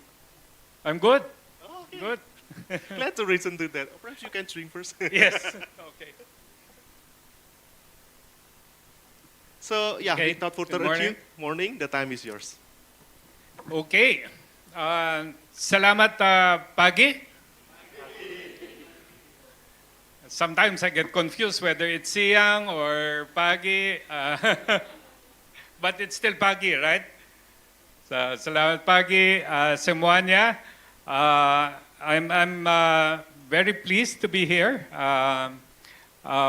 When Payo asked me to give a talk this morning to share with the teachers and the students here this morning, I said, firstly, that's Payo who's asking. So of course I will say okay, because Payo is a good friend of mine. Right? And secondly, this work, I think this work of educating, especially the students from underserved communities, is really a huge work, right? And we need to have as many schools as possible to help out in this work. And so if I am able to share the work of PINMA Education and hopefully inspire some of you to continue to do this work and maybe inspire UPITRA also to do this work, then that means there are a lot more allies, right, in this kind of work. So this is my talk. I will be mainly sharing the experience of PINMA Education with you this afternoon. this morning. But maybe I have to tell you something first about 𝗙𝗎𝗏 education, so you would know what 𝗙𝗎𝗏 education is. 𝗙𝗎𝗏 education is a network of schools in the Philippines. No? We have actually 9 colleges and universities in the Philippines, with a total of, last year we had a total of 146,000 students. But when Raul and Elise shared that they had 400, how many? 435,000, 275,000 students, then that seemed small already, right? But we were able to grow our schools to 146,000 students last year.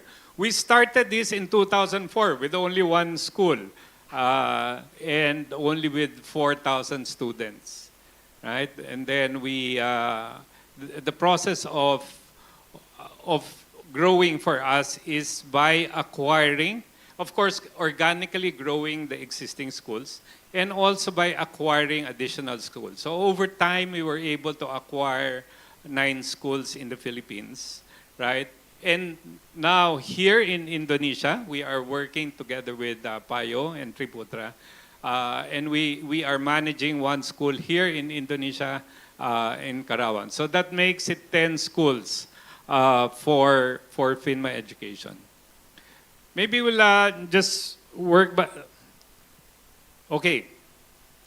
I would just like to clarify one thing first, no? But because in the Philippines, it is different from the setup here in Indonesia, where schools are operated by yayasans, right?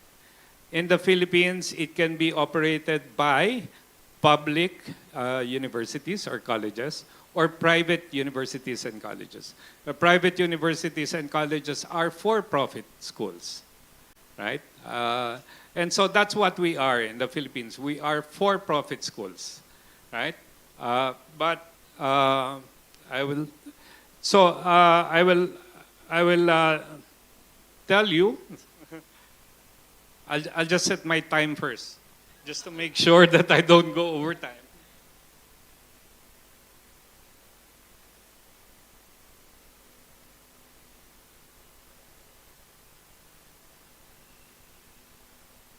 Okay. And this is probably our contribution to your talk this morning. And I would just share from the words of our chairman, Ramon del Rosario, who said, education is our response to poverty. Which means for us, no, our responsibility is to develop human infrastructure, right? For us in education is to develop human infrastructure so that we are able to provide more citizens who are productive and who are working citizens and productive citizens of society. And this means, for us, this is to provide good quality education, right? And make this broadly accessible, especially to those who need it most, the underserved.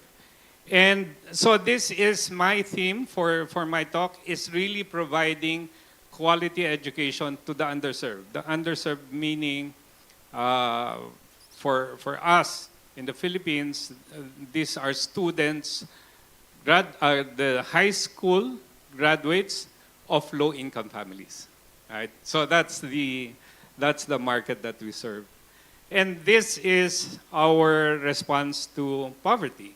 And I think Pa Johannes mentioned that 𝗨𝗏𝗧𝗥𝗏's goal is also to help out in alleviating poverty here in Indonesia.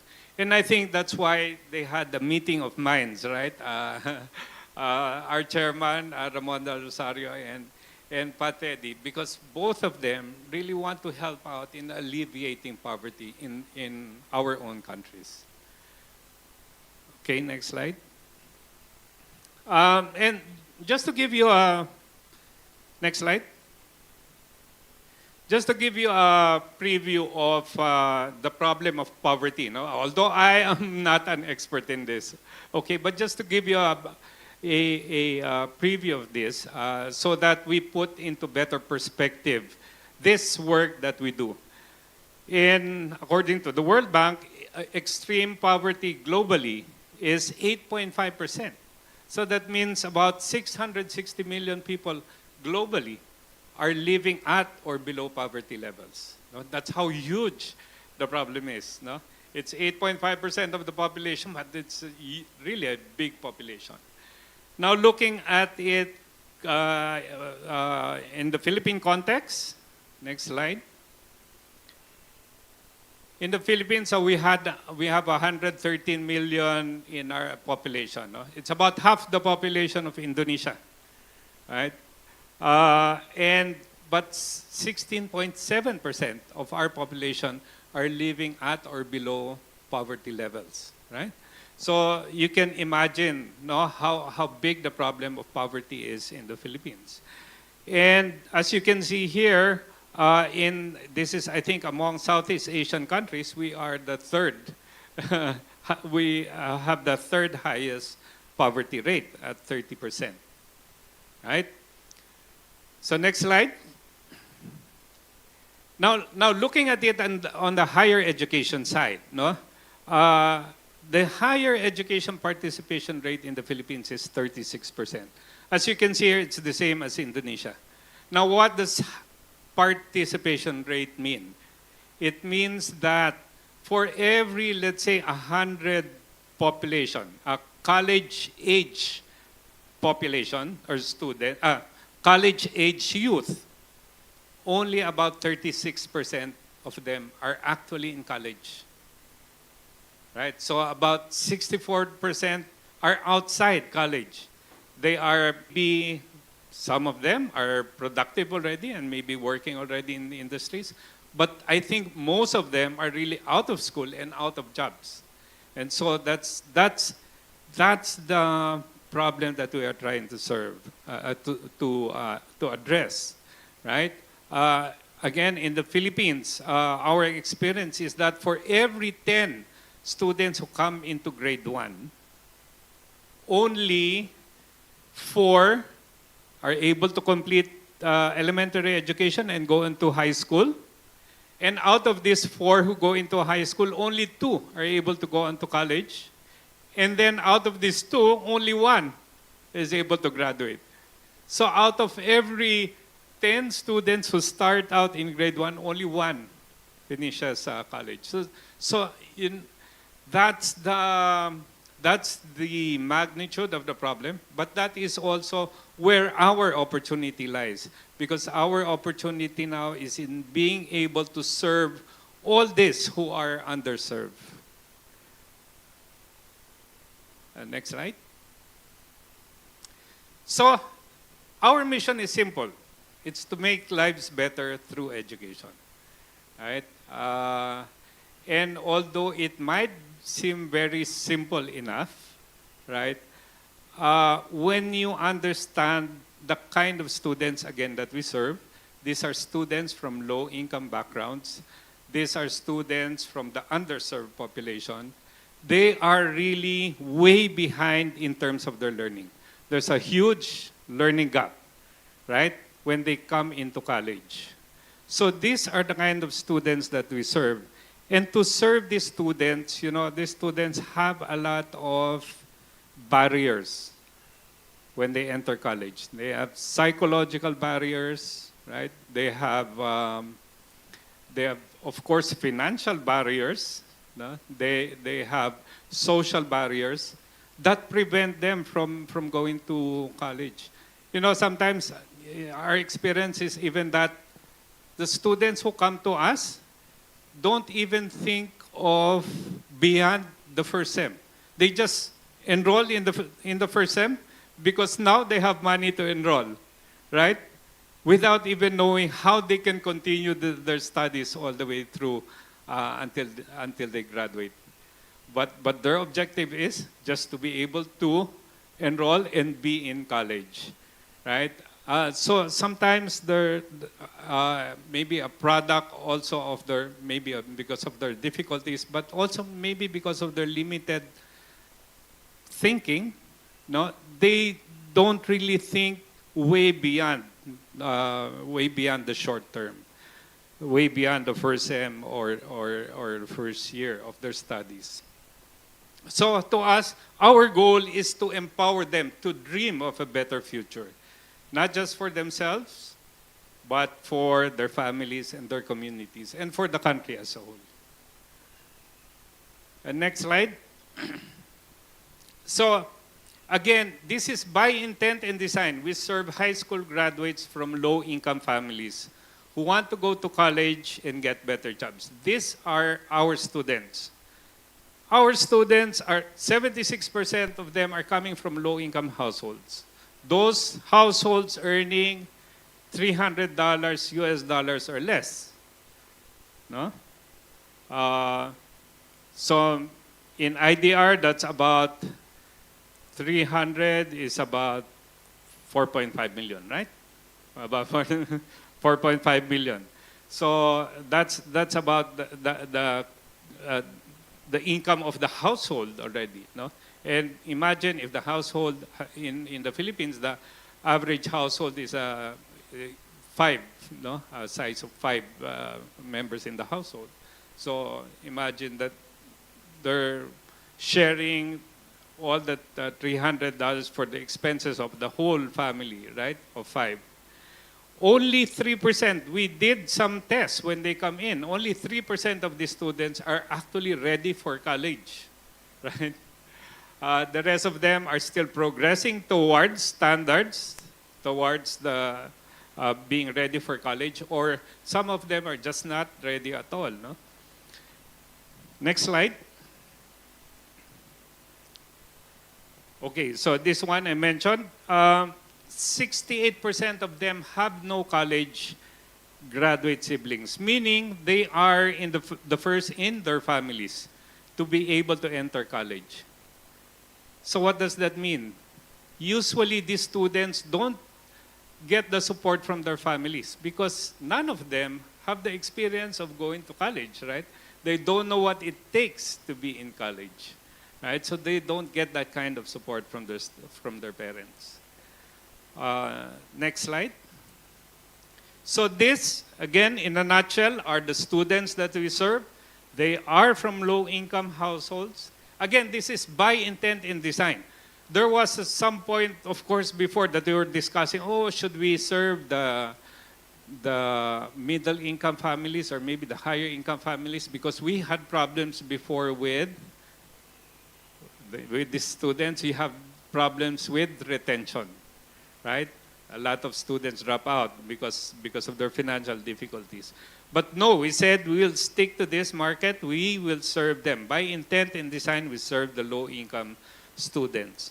So these are the students. They have low college readiness and they are first-generation students, although they are tech and internet users. And they are traditional students. Traditional meaning they are fresh out of high school and want to move on to college. So for us, what we need to provide them is access to quality education. Number 2, but not only that, we also need to ensure that they complete their studies. Because as I said, the problem with our students is that they drop out along the way. So we need to ensure completion, and we need to ensure that they get the right skills so that they get employed a year after graduation. No? They get at least their first job, no? A year after graduation. That is our goal for them. Next slide. So what do we do? This is, in a nutshell, our overall strategy. Bare bones, no frills, brass knuckles. Right? Bare bones meaning really operating lean and efficiently. Why do we need to do that? Because we need to keep our costs low, our operating costs low. Why do we need to keep our operating costs low? It's because we want to lower our fees to make it affordable, again, to this market that we are serving. No frills.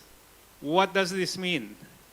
We remove all extracurricular activities that are not important to the learning of the students, right? And so what are these examples? Well, in the Philippines, because basketball is really something people love, right? And we had championship basketball teams, right? And but for this basketball teams, we would have to spend on, because we would give the players scholarships, we would have to spend on their training and so on. And so there was a cost to us in keeping these basketball teams, right? This, of course, this was a source of pride to many students when our basketball teams would go on to win the regional or championships, something like that, no? But when we look at it, these basketball teams really just benefited only a few, mainly the players themselves, and not the general population. No, so the population. So what we did was remove these basketball teams.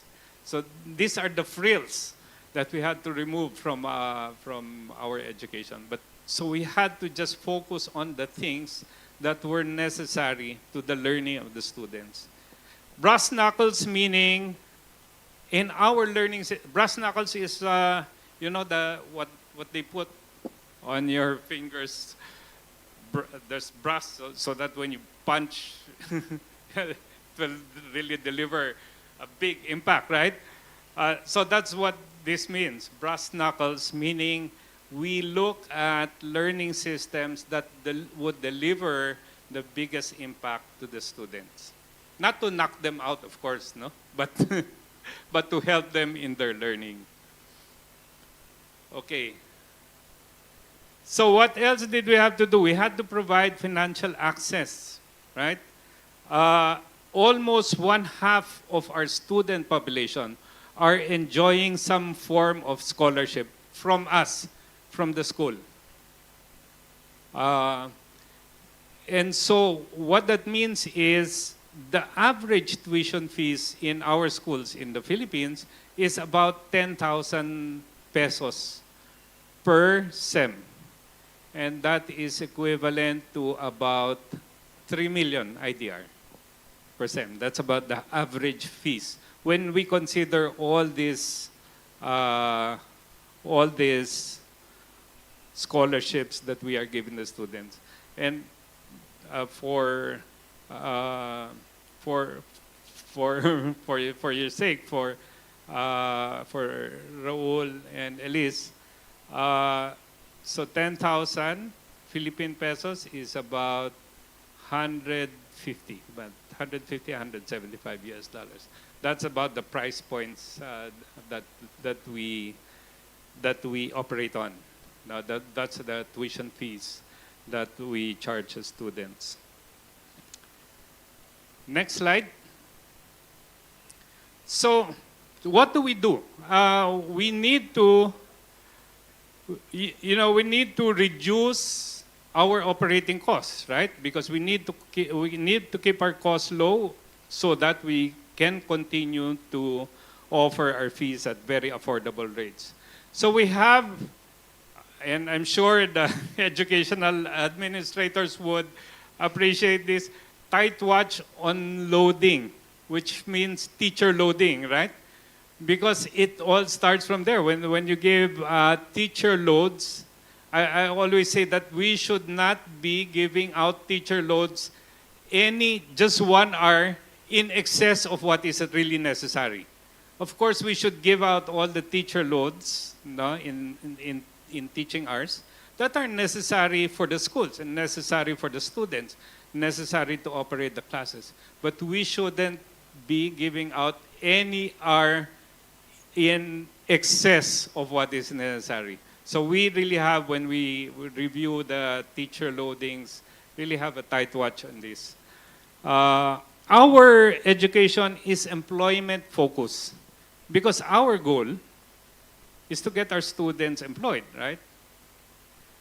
Which means we are not too intent on research, right? Because research adds to cost. You have to deload teachers, right? You have to pay for the researches and so on, right? So that adds to cost. We always say we are not a research university, but we are a teaching university. And so that's the nature of our schools, no? So we are focused on employment. And then, as I said, bare bones. Next slide. And then we have a very lean organization in our schools. You know, usually in the schools there would be several VPs, right? But in our schools in the Philippines, there would only be one who would be a VP equivalent. And that is who we call our Chief Operating Officer, right? Frugal use of utilities. We are very focus on this, no? On reducing the use of, reducing waste in the use of electricity or water, right? So sometimes in the Philippines, we call GSD, General Services Department, who controls all of this. At a certain point in time, let's say 5 o'clock, 5 p.m., they put off the switch, on the switches to the air cons. So you cannot use the air cons anymore, right? even if the meetings were still being conducted by the president or by the COO, doesn't matter. You would not get any more air cons after 5, right? So things like that. So we're very conscious about that. We were very conscious about, let's say, the use of the lights. No, we converted all our lights from the fluorescent lights, because that's more expensive, to the LED lights, right? Because the LED lights are more energy efficient. And then, of course, very tight watch also on our budget, right? We always tell our people that approval of a budget doesn't mean you have the authority to spend that budget, right? You just have the budget for it, but it still has to go through the process of request and review and so on, right? So that even if there's an approved budget, in the end, the requesting unit may be getting less than what was budgeted to them, right?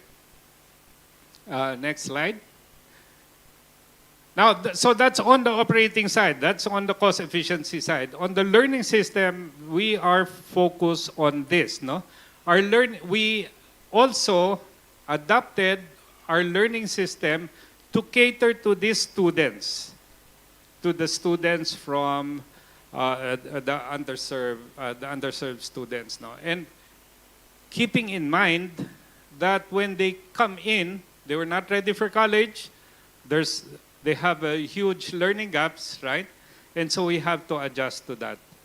And so we take into the context the needs and aspirations of our students, especially those from low-income families. But we also take into context the needs of the industry, and we have to marry them both, right? And so these are the core elements of our learning system. Career pathways, which means we have designed our curriculum so that at any year, after any given year, the students have acquired enough skills to get employed, right? Because again, our problem was dropout, right?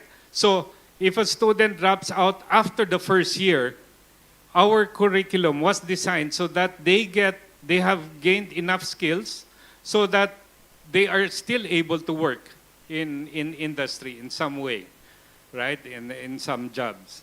So that's our career pathways. We call our curriculum a flip curriculum because we turned it around. No? Usually I don't know, because in the Philippines, the curriculum are prescribed, not like here in Indonesia. It's really up to you to design the curriculum. But in the Philippines, the curriculum is prescribed. You're only allowed about 20% leeway on the curriculum. But that curriculum the prescribed curriculum takes you through general education subjects throughout the first 2 years. And usually the technical skills are towards the end. And so therefore, you cannot, if you leave by the first year, you cannot have enough technical skills to work, right? So we flipped it, right? We put more of the technical skills at the early part of the curriculum. Student Success Program. Again, because our problem is student dropout. No, so we have what we call a Student Success Program, which is a curricular intervention and both a mentoring intervention at the same time. We, the theme of the Student Success Program is I want, I can, and I belong. No? And all throughout this curricular intervention, that's what we put in, just to build in the mindset of the students that I want to achieve my dreams, right? And I can do it. I can do this. I can finish my studies so that I can achieve my dreams. And then that I belong also. Because, when they come into the school, some of them feel that they are left out, right? That they don't belong to school, to the school. And so we have to build that in also in the program, that they belong to the community. And then we build in core work skills because, again, this is important for industry. We have asked industry time and time again, what are the skills that you need? Of course, the industry tells us the technical skills are important, but also equally important are core work skills, meaning problem solving, communication, collaboration, those skills. So we also built that into our curriculum. And active learning. Active learning meaning that we are putting into the hands of the students also the responsibility to learn, right? That they should be proactively engaged in their learning. So it's not just the teacher standing in front anymore. I don't think that's that is really appropriate already at this time. A lot of schools are already changing their teaching methods. It's not the traditional teacher in front teaching the whole 1.5 hours of the class anymore, but it's really the students being actively involved in their learning. So we integrate, these are the core elements of our learning system. Next slide. And how are we doing? So these are the results. Next slide. Again, as we said, we now have 9 colleges and universities in the Philippines. That's on the right side. And then we have 1 school here in Indonesia, which we are managing together with Triputra. This is in Karawang. It's now Horizon University, Indonesia. And we always say this to the students, it's Horizon, not Horizon, right? Because here in Indonesia, it's usually spelled, pronounced as Horizon. So that's the point of Madam earlier on pronunciation, right? For us, that is important. It's Horizon University. Next slide. So, what were we able to achieve? Again, in the Philippines, licensure examinations, or UCOM, results are very important because you cannot practice your profession if you do not pass the licensure examinations. No? You cannot be an engineer if you don't pass the licensure examinations for engineer. You cannot be a nurse if you don't pass the licensure examinations for a nurse. So this is important for us. And we have a 79% passing rate. Right? That means we are able to guarantee at least for 100% of our students, 80% of you who graduate will be able to pass the board. We had 27 top-notchers, and we had these top-performing schools as rated not by us, but by the Philippine Regulation Commissions we have top performing schools nationwide. So these are our schools: 𝗙𝗂𝗡𝗡𝗖𝗧𝗜𝗢𝗏 de Oro College, 𝗙𝗪𝗡 University of Iloilo. These are number 1 and 2 in criminology. Optometry, nursing is 𝗙𝗪𝗡 University of Pangasinan, and then we also have elementary education and so on. Next slide. Again, just to show you how it was before and after, right? At the time we came into the schools, these are the board performance ratings of the schools, the ones in blue. But the ones in green are already the board performance ratings of the schools, right? At the time, I think this was 2020 when this was done. So you can see the huge improvement in the licensure examinations. So maybe the important point here is that even if the students were coming from low-income backgrounds, even if they had learning gaps, right? If we provided the time and effort to mentor and coach these students, they can finish at least at par with their counterparts when they graduate and be able to pass the board, right? Because the board doesn't distinguish between, the board is the same, the board examination is the same for all schools, right? Whether you graduate from a top performing university or whether you graduate from a low college somewhere, right? It's the same. So the same standards are applied, right? And we are able to show that by caring for the students, by coaching the students, and I think it was asked earlier about intelligence, right? Our belief is that intelligence is malleable, right? So we can develop the intelligence of the students when they come in so that they will have the competencies they need when they graduate. Next slide. This is our employability rate. 71% of them get hired within a year of graduation, and these are all the partnerships that we have formed. Next slide. And so we measure this, the average payback period, meaning out of the investment that you have put into your education, right? In how many months will you be able to recover that when you start working? So that's 30 minutes. I have just 10 more minutes to go.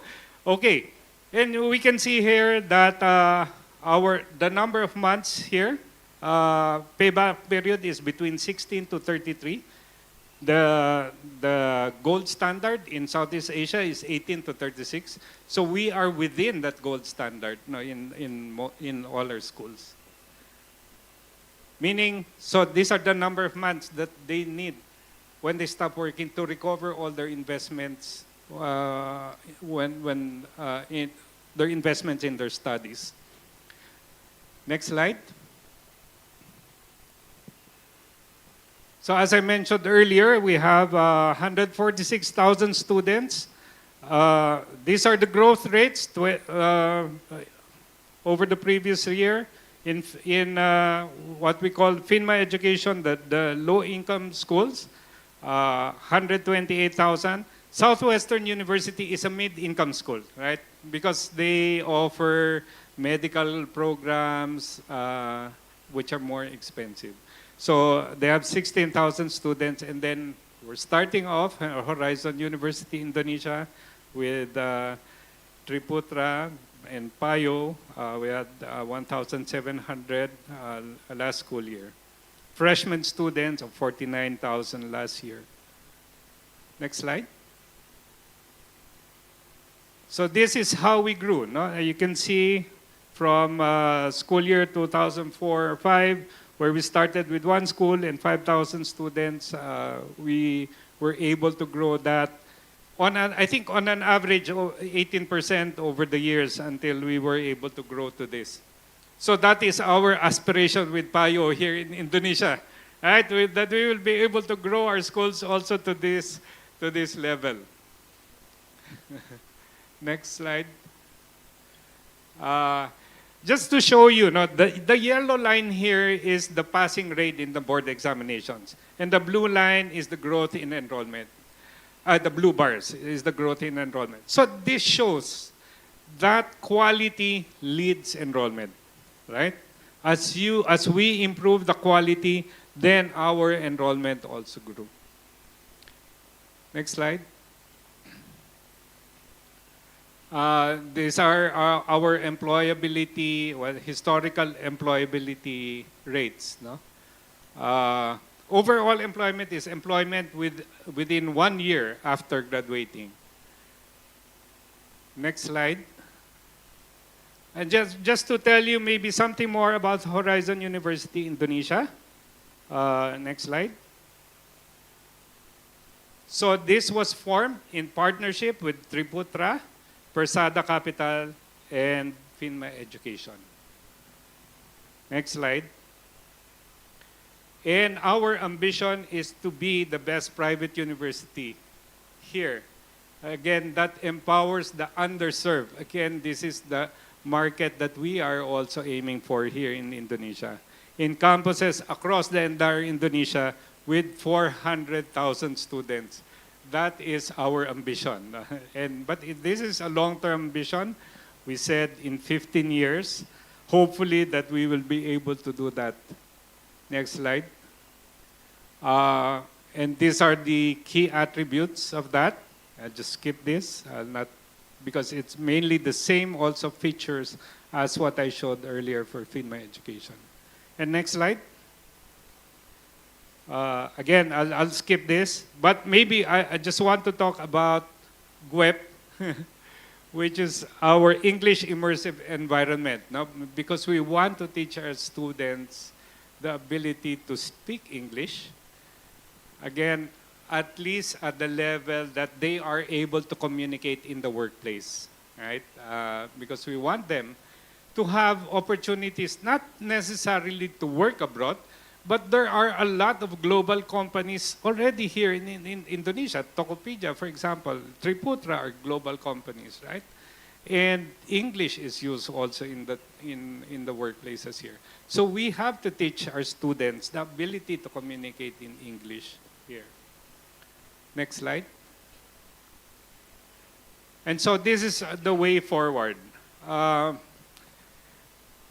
We want to be able to serve students not only in the Philippines, in Indonesia, but all in other countries as well, in Cambodia, Vietnam, and Laos, because we know that there are also a lot of underserved students out there in these countries who can also benefit from the kind of systems that we have implemented in the Philippines. And we know that the characteristics really of students from low-income families, their aspirations are very similar. Of course, there are cultural differences, but our experience here in Indonesia and in the Philippines show that their aspirations, their desires, are very much similar. So that ends my presentation. Thank you very much. Thank you so much, Mr. Raimundo Reyes, for your very good presentation. And also, yeah, I note many things here, particularly on the education of the underserved. Is that correct? Yeah. So, yeah, it's the case of, I think every country have that case, yeah. So, that the underserved need to have education because I think it is universally believed that education is one way of the underserved to have a better life. And that's what we are striving for. Okay, I invite questions from the floor as usual. Any question for this session? Okay, Pak Poniman.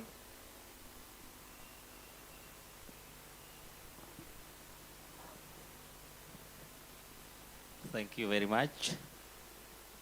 I appreciate this topic, talking about the importance of education to overcome poverty. I think the condition in Philippines is similar to Indonesia. that we are developing countries. So we have to support the young generation especially to get education as higher as possible. We have a motto from Pak Karno, Bung Karno, said that hang your dreams high in the sky. Gantungkan cita-citamu setinggi langit. Yeah. I think this inspires us, especially young generation of Indonesia, to get education as high as possible. What I want you to inform is that whether in Philippines, the young generation or young people tend to choose the academic or vocational education.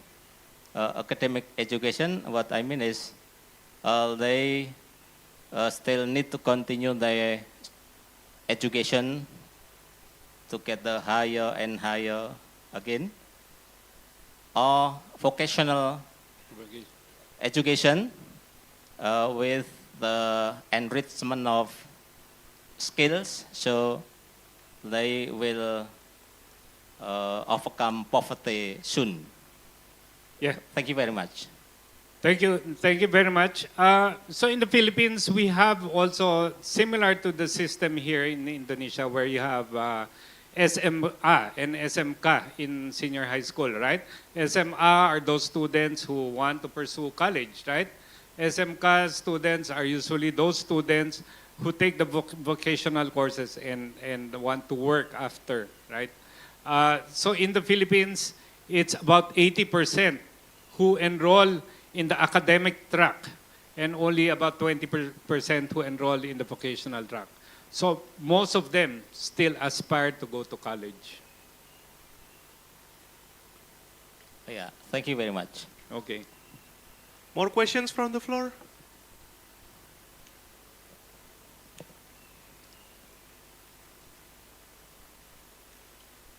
Okay, perhaps I will ask. Okay. Because I'm also so curious. I thought I was off the hook because there were no more questions. I also have curiosity, so. Okay. So I find it very interesting that one of the most popular destination is criminology. This is only curiosity. I don't have intention to do anything. I'm just asked. So why they take criminology? I mean, like, do they want? Will they work in law enforcement or something? Yeah. Usually, the students who enroll in criminology want to be in the police force someday, or maybe in the Bureau of Jail Management. No, or maybe in the, let's say, National Bureau of Investigation. So usually the agencies that are involved in law enforcement. Yeah. And also things that make me took interest is that the department that you mentioned is usually related to health. So like optometry, nursing, and pharmacists. Yes. But one of make my curiosity pick is there is also the most the popular one is elementary education. Yeah. So they are aim to become elementary school teacher. Yes. So it's also popular in Philippines. Yeah, very popular. Education is very popular in the Philippines. You know, there are about how many programs? Maybe 4 programs that are really huge in enrollment, because the students want to practice this profession. So number one, I think one of the biggest is education. In our experience also, the other biggest program is criminology. And then we also have a lot of enrollment now in nursing and allied health. And then also, of course, in management. Management is always, I think, one of the biggest even here in Indonesia. Yeah. So yeah, thank you for answering my curiosity. Okay. I go back to the floor. Any questions from the floor? Okay, 2 questions, Ms. 𝗨𝗪𝗧𝗥𝗔 and Pak Ambar. Perhaps Ms. 𝗨𝗪𝗧𝗥𝗔 first. So the speaker wants to ask. The previous speaker. Okay, yeah. The hours of weekly instruction, does that vary depending on the field the students are studying? No, in the Philippines, they enroll in this. It's the same number of hours. It's about, I think, 54 hours per subject in one semester. So that's about 3 hours of instruction for 18 weeks. Thank you. Okay, so 54 hours 54 for hours, a yeah. semester, for Yeah. a subject. For one subject. All department. For all Oh, departments, okay, I see. yeah. Pak Amber? Thank you. Mr. I'm interested in your presentation. You mentioned about no frills, right? My question is, I have two questions. So my question are, one, what is the main reason for this idea, no frills? And the second one is,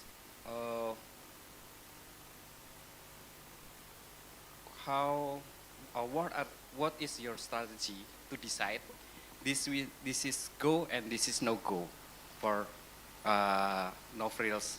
I mean, limited some activities for the students. And the second question, yeah, this question. Okay. Again, no frills. We adopted that strategy of no frills because we wanted all our resources focus on things that were important to the learning of the students. So if there were other items, which we call frills, that are not important to the learning of the students, then we remove this. We don't need to spend resources on this, right? That's mainly the reason. For Could that. you give an example or one example for this kind of strategy in practice that you have in your school? Well, what I mentioned earlier, the frills of having basketball teams, right? So we removed that. There were a lot of other activities, for example, that were not important to the learning of the child. Just give you an example. In the early days of our schools, students were very excited about beauty contests, right? Okay, yeah. They had the Miss COC or the Miss Arroyo University, right? And so we would also spend on those activities. But again, we evaluated that this is not important to the learning of the students. It is not even important to building the values that we wanted for our students, right? Because some of them would come in, would show up in the stage in their bikinis, and students will be shouting like that. But we didn't want that kind of value to develop among our students. So we removed that. We removed those things. So there are many other examples, right? But as you go around, you can identify what these frills are. It's not important, we remove it. And then on your second question, I think that's an easier question to answer because I think there's just one guiding principle in our decisions and actions. How does this help the student, right? If this proposal of yours, for example, doesn't help our student, doesn't help our student learn, doesn't help our student graduate, then maybe it's not important, right? So we just reject it. But if it does, they are able to prove that it's important, then we support it. Okay, thank you, Mr. Yeah. Okay, thank you. Okay, this is interesting. I want to clarify. So the things that make it activity is go or no go is whether they help the student learn. You said that, right? Whether it helps our students or not. Oh, okay. In general. In their learning. In learning here, you mean academically or? Academic learning, and also, of course, in their development as a person, right? So soft skill is also important. Of course. Oh, Yeah. okay. Yeah. Thank you for clarifying that. Yeah. More questions from the floor?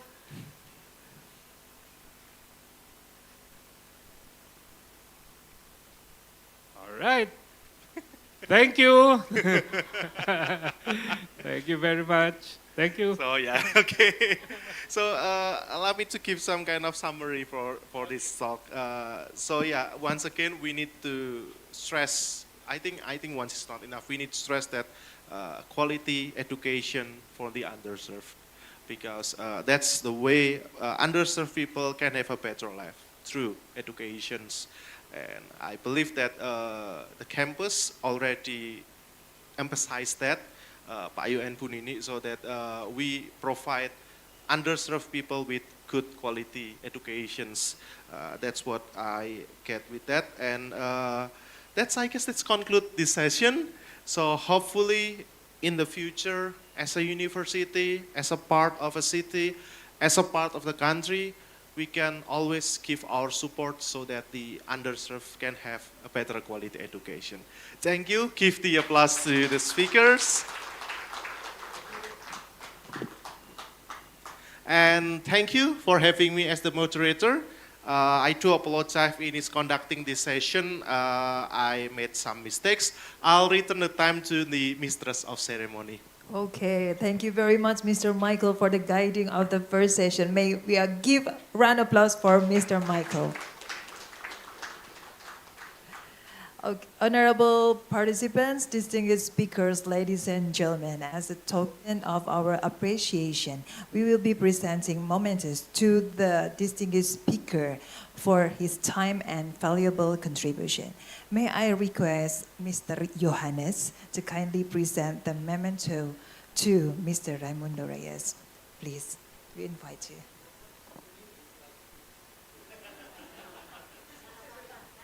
Okay. Okay, great. May we invite Bu Nini to present the mementos to Mr. Raimundo Reyes.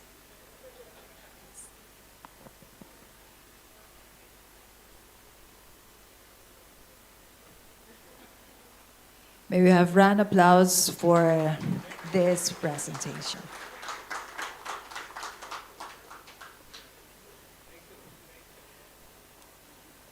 Okay, we hope you still stay in the States. We also invite all speakers to go to the States for a photo session, since all the speakers are completely here right now. So we invite speakers to take a photo session. We invite Mr. 𝗨𝗪𝗧𝗥𝗔, Ms. Ruth Ellis, Ms. Finney from CUNY, Mr. Duffy, and also Mr. Chung Soyanto and also Mr. Raimundo Reyes, together with Triputra Edukasi Nusantara and also the rector from Universitas Pignatelli Triputra. We invite.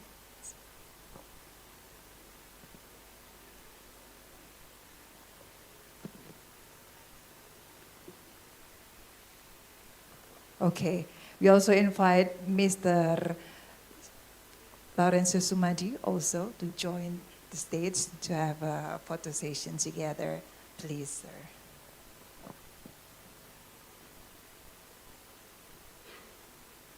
We also invite the Vice Rector to join the stage.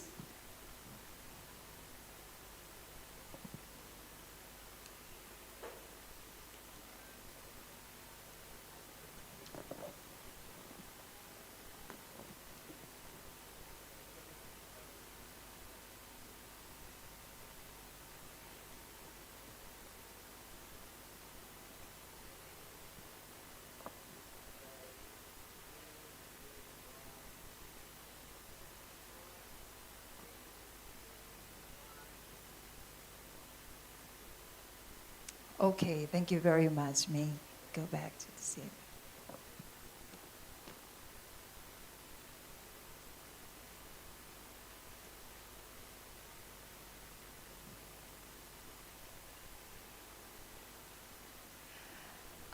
Honorable participants, distinguished speakers, ladies and gentlemen, we have now reached the midpoint of our seminar. I hope you're finding the session as informative and engaging as we had planned.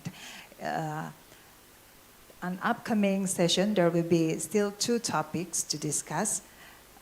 We would like to have your participation still after the lunch break. At this point, we will be taking a break for lunch. We have arranged a meal for all participants, which will be served by the committee to you. Please take this time to relax, network with your fellow attendees, and recharge for the remainder of the seminar.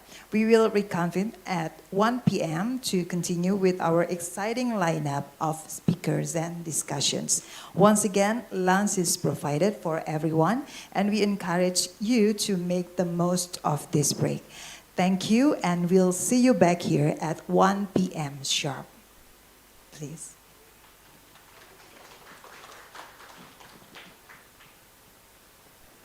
Sedikitlah pesan sponsor. Saat ini untuk adik-adik, untuk yang mendengarkan di live streaming, UPITRA saat ini mempunyai 3 program studi. Program studi IT, ada S1 Informasi, Informatika dengan perangkat lunak. Kemudian kita juga punya program studi Ekonomi, Akuntansi, dan Manajemen. Dan kita juga punya program vokasi yang saat ini ada D3 Bahasa Inggris. Jadi teman-teman atau rekan-rekan yang nonton live streaming, tadi kita sudah menyampaikan kalau kita punya D3 Bahasa Inggris. Untuk tahun ini kita akan buka S1 Bahasa Inggris. S1 Bahasa Inggris yang kita memberikan kesempatan anak-anak, teman-teman, saudara semua untuk sama-sama belajar di UPITRA untuk mendapatkan pendidikan yang berkualitas, yang terbaik. Kita tidak tanggung-tanggung, tadi ada teman-teman pembicara dari New York University, kemudian dari Pitma Education, kita kasih kesempatan untuk belajar bahasa Inggris, kita akan student exchange, saya akan kasih kesempatan. Jadi mulai saat ini, detik ini juga, kalau anak-anak yang belum bersekolah, silakan daftarkan di UPITRA saat ini juga. Diberikan kesempatan untuk D3 Bahasa Inggris tahun depan bisa melanjutkan S1 Bahasa Inggris. Itu kira-kira. Nanti selanjutnya setelah makan siang kita banyak belajar juga dari Pak Devi sama Pak Suyanto mengenai bagaimana berkolaborasi dengan industri, dengan teknologi. Nah, jadi bukan hanya pendidikan bahasa Inggris yang kita ajarin, pendidikan yang berkualitas, tapi bagaimana mengkolaborasikan antara industri, teknologi, pendidikan yang menghasilkan SDM yang luar biasa. Mungkin itu aja sedikit pesan buat teman-teman, rekan-rekan yang ingin mendaftarkan ke UPITRA. Terima kasih. Thank you, Pak Yo. Bapak Ibu mengingatkan sekali lagi bahwa sesi kita akan dimulai jam 1 tepat. Kami mohon Bapak Ibu bisa kembali lagi ke tempat ini untuk topik berikutnya. Masih ada 2 topik berikutnya untuk view di bidang industri dan juga teknologi. Terima kasih.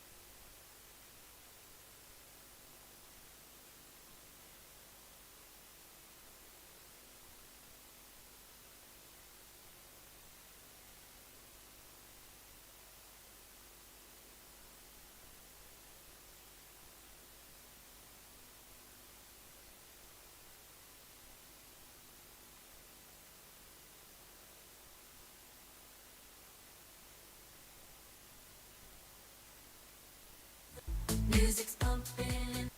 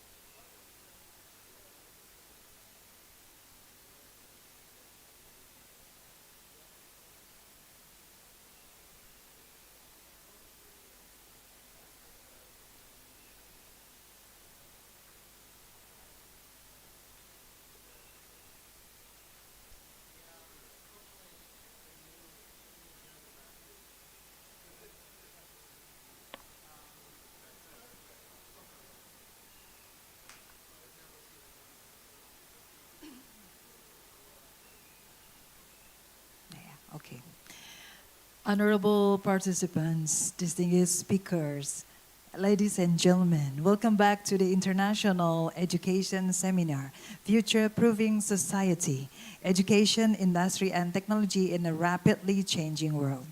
I hope you all had a wonderful lunch and some time to relax and network with your peers. We are ready to dive into the second session of our seminar on technology and industry perspective. And we have more fascinating presentation and discussions lined up for you. To guide us through this next part of our program, I am delighted to introduce our next moderator. Our moderator is the Dean Faculty of Vocational Study in Universitas Pignatelli Triputra. She has been lecturer in Finance Management Faculty of Vocational Studies, UPITRA. And we are fortunate to have her here with us. Please join me in giving warm welcome to Miss Yeni Maria Sridarta. Let's give a warm round of applause for Miss Yeni Maria. Please. So thank you, Ms. Yeni, for joining us today. Okay. The floor is yours. Okay, thank you, Ms. Fitria, as the MC for today. Thank you for the time that given to me. Bapak Ibu, good afternoon. Good afternoon. Masih semangat ya? Asik, okay. Without waiting any longer, I will introduce our first speaker for today's sessions. Let me introduce our first speaker. Please join me in welcoming Mr. 𝗙𝗂𝗓𝗕, a distinguished professional in the field of engineering and business management. Mr. 𝗙𝗂𝗓𝗕 graduated with a Bachelor of Civil Engineering from Parahyangan Catholic University in 1996. He currently serves as a director at PACO Group, overseeing PT PACO Aquina, PT 𝗙𝗂𝗓𝗕𝗓, and PT Palingda Nasional. His career began as a site manager at PT Triputra Cipta Sentosa, followed by role as sales manager at Akebono Break Astra Indonesia and business development manager for the Asian region at TRW Automotive Malaysia. At PACO Group, he has held significant positions, including marketing and styling division head and chief of corporate group office. Please give applause for our distinguished speaker, Mr. 𝗙𝗂𝗓𝗕. Welcome to the stage, Mr. 𝗙𝗂𝗓𝗕, please.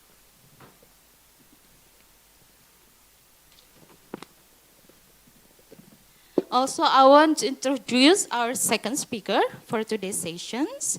Please join me in welcoming Mr. Cheng Suyanto, an accomplished business leader with extensive experience in the logistic and service sector. Mr. Suyanto is currently the Director of Business and Service at PT Adi Sarana Armada, Tbk, and holds several other directorship and commissioner roles within the Adi Sarana Group. Previously, he served as the Director of Business Strategy and Development at PT Puninarjaya, Head of FXGS Business Operation at PT Astra Grafia Tbk, and Manager of Regional Service Development at Fuji Xerox Asia Pacific. Mr. Suyanto also held the position of President Commissioner at PT Surya Fajar Capital Tbk. He obtained his undergraduate degree from University Kristen Duta Wacana in 1995. Ladies and gentlemen, Mr. Suyanto, please come to the stage. Have a seat. Okay, how are you, Mr. Suyanto and Mr. 𝗙𝗂𝗓𝗕? Great.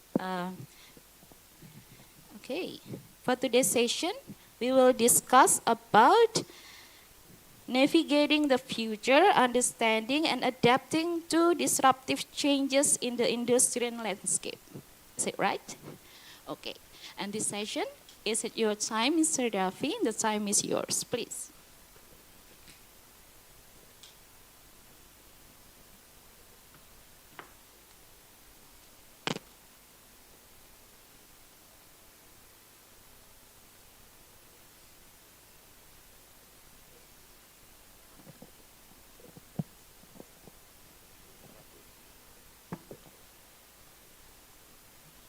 Okay, good afternoon.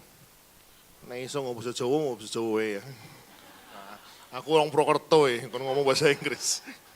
Okay, so good afternoon everyone. I will try to deliver my sharing. I'm not calling a speech because I'm a work employee in one industry which is not only supplying to Indonesia but also supply overseas. So what can I do today is only sharing what I feel, we face to you as a educator maybe, to this community. So maybe we can see how we try to closer the gap between what is our expectation and what you are all doing here, okay? So let me begin with, okay, this is our company profile. So our company profile is, we want to be the best wheel manufacturing. So we are producing wheels, okay? So we have 3 factories, but 2 business line. So 2 factories, we producing alloy wheel, casting-based production and using alloy. The 3rd factory, we are using steel as the raw material. And this year, we start a new business, what we call is AC tire, just new. The factory just established in April, and we just do the opening ceremony last week. So this is a new business. So that is our vision.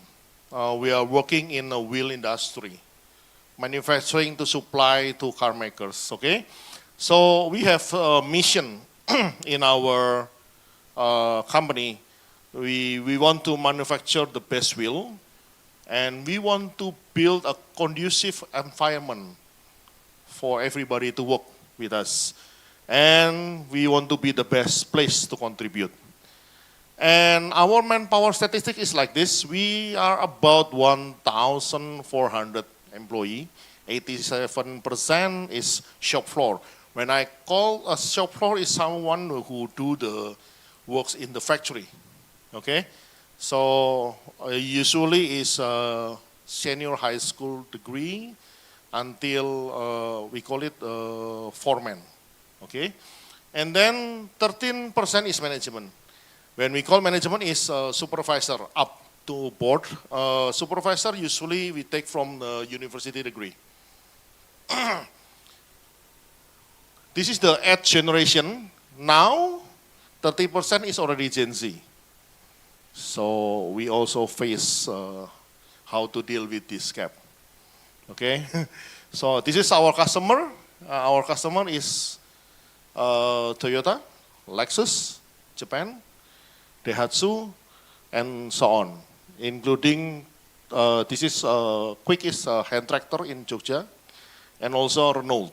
And the latest one is Wuling, and also Wuling and Hyundai.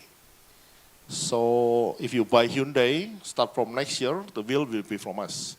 If you buy Lexus, maybe also from us, okay? So maybe that Lexus is made by people from Karawang, okay?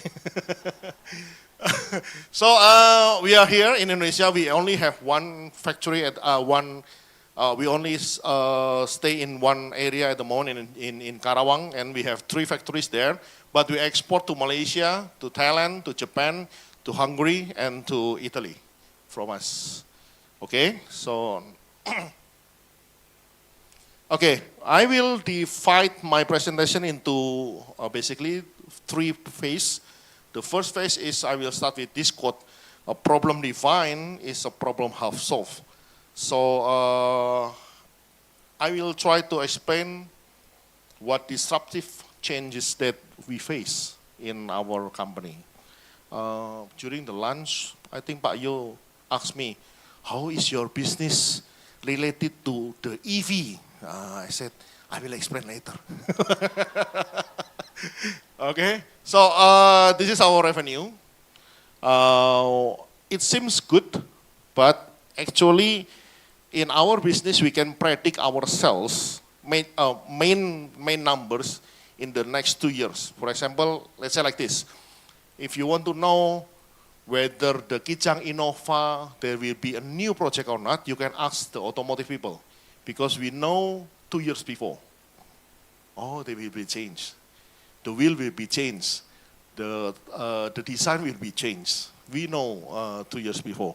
So this seems good, but we have problem. And I will divide my problem into 3 main categories. One is people.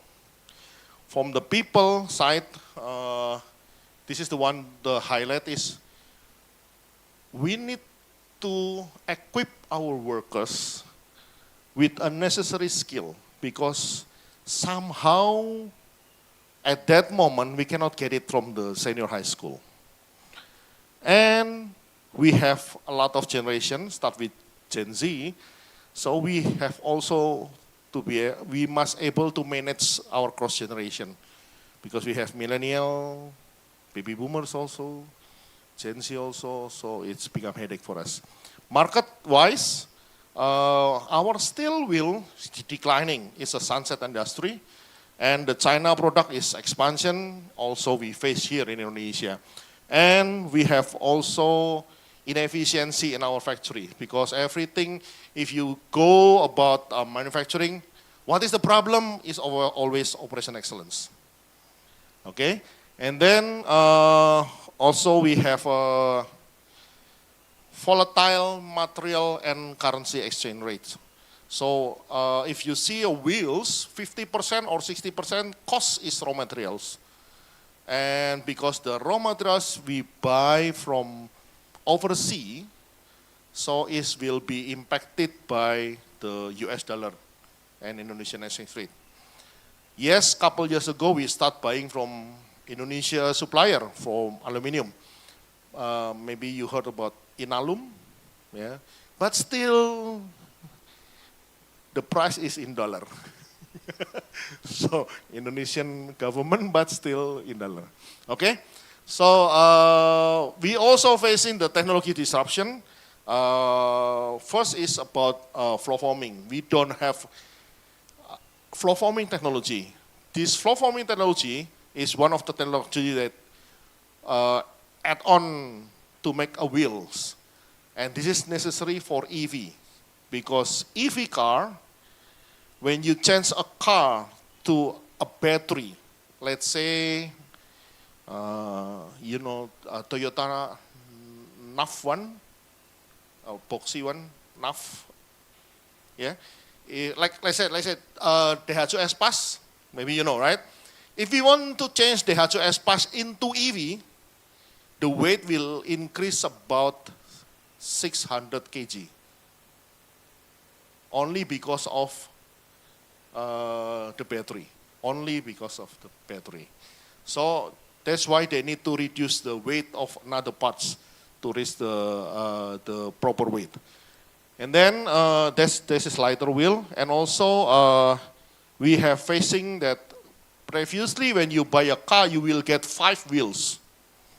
Now sometimes you buy a car you only get 4 wheels, because the 5th wheels for the spare tire they change to the repair kits. Okay. Okay, so now I try to define one by one. On the people, we have a recruitment problem. Our recruitment problem for us is too long, 50 days, start from sourcing, selection, and also onboarding. And also, as we are under Triputra, Triputra always give us a KPI. For a certain key position in a factory, in Paco Group we have 44 key position.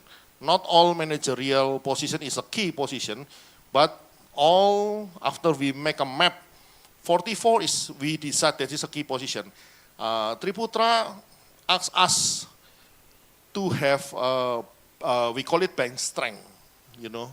bench strength is like, if you have a manager, if that manager is resign or die, or pass away, whatsoever, who will replace him? Who will replace her? So they request us 100%, of course. So that's what we call it one-to-one cadre. But at that time, we only have 67. So kind of, we have person, but that person is not ready to replace. So Triputra always give us a target 100% for sure. And also we have a Gen Z, the one that I mentioned. 30% is our Gen Z. Okay, next. Matrix skill. For shop floor people, we have we measure them with a matrix skill. And at that time, our matrix skill is only 2.75. Our target is 3 amongst 4. But we only reach about 2.75. And training. If we held some training, even it's free internal training, the participant only 65% from the shop floor, and only 89% in the management side.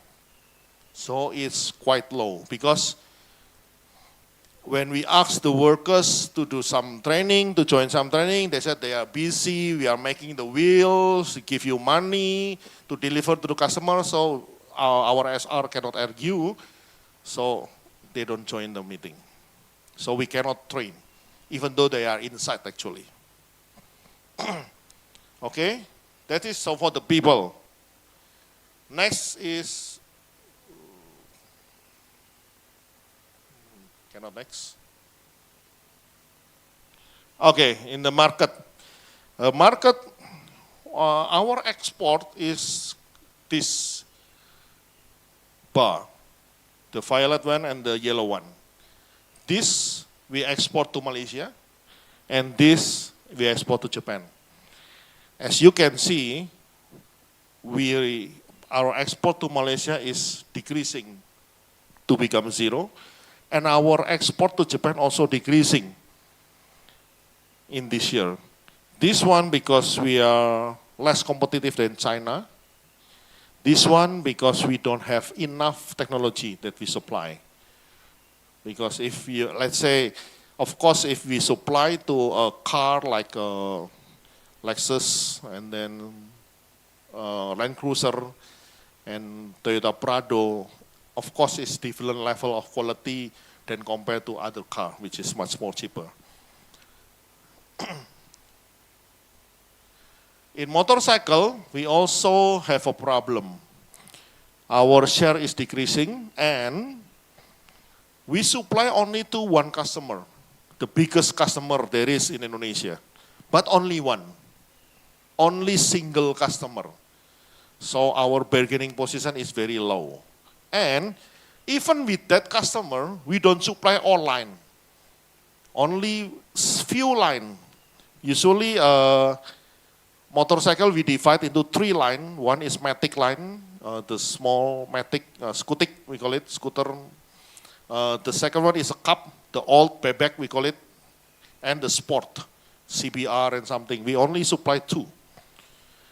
And because we don't have enough quality level, when our customer do export overseas, they don't use our part. They use our competitor part. So in this customer, we have, there is 5 suppliers. They do it in-house, Paco, and one is local, NK Japan, and also one is from Honda import. So there is 5 suppliers. When this customer export, they don't use our part. Because they said your part is not enough level quality for export. Your part only for local purpose. So that's become a problem for us. That's in motorcycle. Next. Okay, in steel wheel, our market is declining because nowadays no one use the standard wheel. We call it, if Indonesia, pelek kaleng, ya kan? Only for angkot, you know ya, angkot ya. If your own car, you will not use pelek kaleng. you will change. Okay?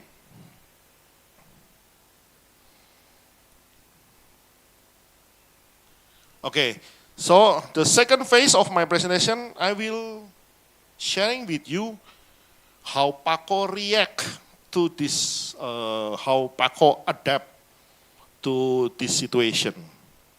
Okay? So, 𝗨𝗂 group, basically we can effectively apply ambidextrous leadership. So we encourage our leaders. When I said leaders, doesn't mean only board, but also managers and also general managers.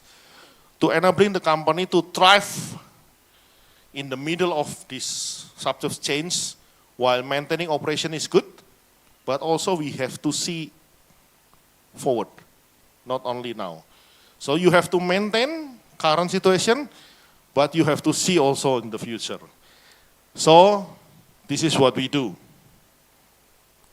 In people development, we leverage sourcing, but we also making a people factory. So in Triputra, Pak Teddy have a special purpose for us. You have to be a people factory for Triputra group. So if you go later on, go to any kind of a Triputra company, maybe you will visit, oh, that company from, that guy is from 𝗨𝗂 actually, that guy is from 𝗨𝗂 actually. So we have to deliver manpower in managerial side. Okay, in market expansion, of course we have maintained our market expansion, but internally we have to implement quality shop floor management, QSFM, and to strengthen our built-in quality. And we have to control daily. We have to improve our productivity. In technology integration, we have to digitalize. Later on, maybe Pak Suyanto will explain more better in his company. And also we have to automate our line. And also we have to invest for new technology. I will describe one by one. Last night we have dinner and slightly I already explained this one. So we have a problem in sourcing, right? So previously we just spread out, we need some workers, we need some, we put a LinkedIn, we put a Instagram and or Facebook. But now we do we call it selective recruitment. So most our workers is coming from this 4 school, which is 3 is nearby here. SMK Wonogiri, Pancasila Wonogiri, and Ganesha Tama Boyolali. So we open a special class in those schools. One is from Karawang. So we teach their teacher, we train their teacher, so it will be reduced the onboarding situation in our company. Not only for the shop floor workers, but we also selective recruitment for our management level. So this is the company, the university, which is we cooperate with them. We have a MOU. We have Diponegoro, Muhammadiyah Surah here, Solo. 10 November, Bandung, Politeknik, Politeknik Astra, and Politeknik Negeri Bandung. Next UPITRA ya Bu ya. Okay, so that we can reduce from about 50 days to only about 30 days.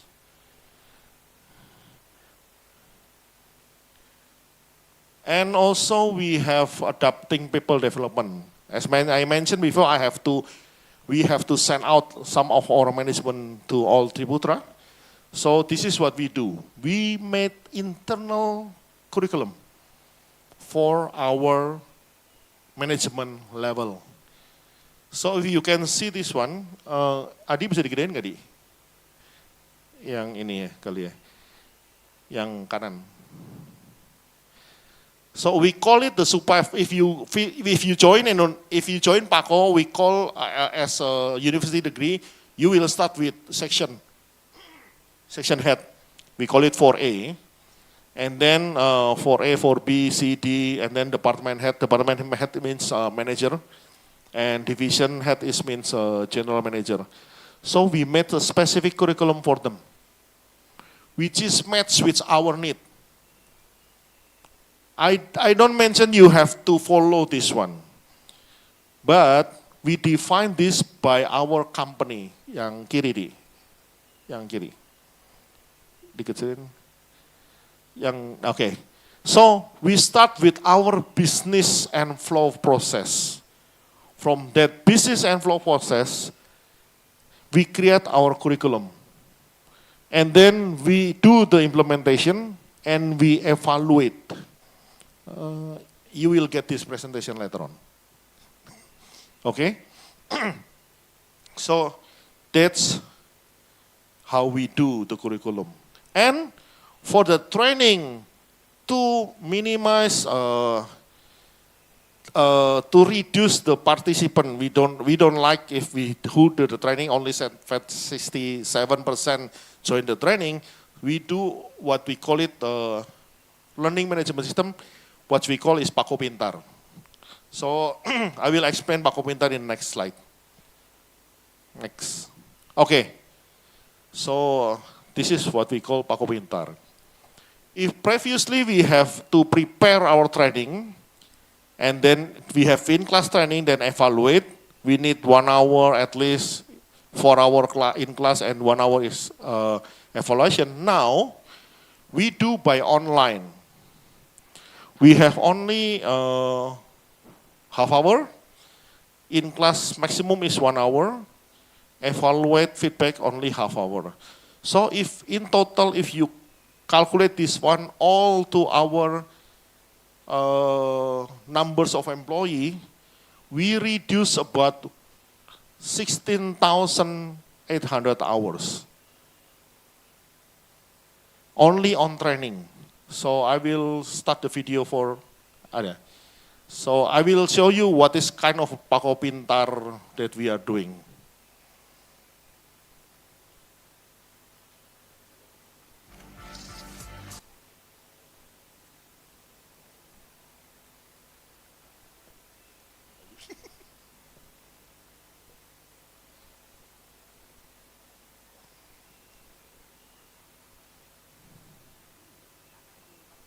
Mengenai rahasia sukses. Kira-kira apa yang akan kita bahas? Kita simak yuk beberapa video untuk pelajaran hari ini. Sebelum ke pembahasan utama, kira-kira faktor apa ya yang mempengaruhi kesuksesan seseorang? Dari sekian banyaknya faktor, mana yang paling berkontribusi untuk kesuksesan mereka? Maka dari itu kita akan mengulik satu buku yang cukup fenomenal yang berjudul Grit dari 𝗚𝗟𝗢𝗕𝗓𝗓. Okay. Dan ternyata kira-kira gitu ya. So, this learning about 15 minutes. If you need longer, and then we divide into 2 sessions, 15 minutes and 15 minutes. Let's say leadership, you need more, 1 hour, and then become 4 class, 1, 2, 3, 4. And then people have to learn this by online. And the one who made it is Adi on the back. So we don't have any subcon for this one. We made by ourselves. And who make a trainee is also ourselves. So one trainee, one take video, and then for all, maybe for next 2 years, we don't have to take another video. So it's very, very easy, and it's almost costless for us. And we all, if you join this one, you also cannot forward the video. You only can rewind. So we delete the forward button. If you see YouTube, for example, you want to fast forward, you can. But in this training, you cannot do the fast forward. You have to watch all the time. But the easiest way, you can do it anytime. Even at your house, at your home. Maybe during the breakfast, only 15 minutes. So that we reduce about 16,000 hours of training. So now, in the past 2 years, we make this, maybe we have about 300 videos now. Not all, of course, not all training can be conducted by video, but the repetitive training, like Kaizen training, 5S training, cultural training, Triputra DNA training. We can't do it like this because that kind of training you have to repeat for all your staff, right? So all your employees you have to repeat. Every 2 years, everybody have to rejoin safety training. Okay, the training will go to here.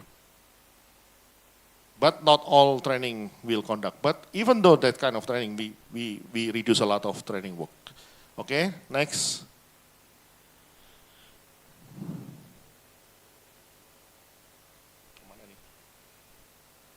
This is, sorry, this is the dashboard. Sorry. This is the dashboard. So we can know, we know who already take. So this is for the HR to see who already take the training and who is the fastest to the training. So we can, if you want to give a reward, you can actually. So this one, HR can see this one, only HR. For every single person, they will see their own dashboard. This is for human resource to see the dashboard. Okay, next.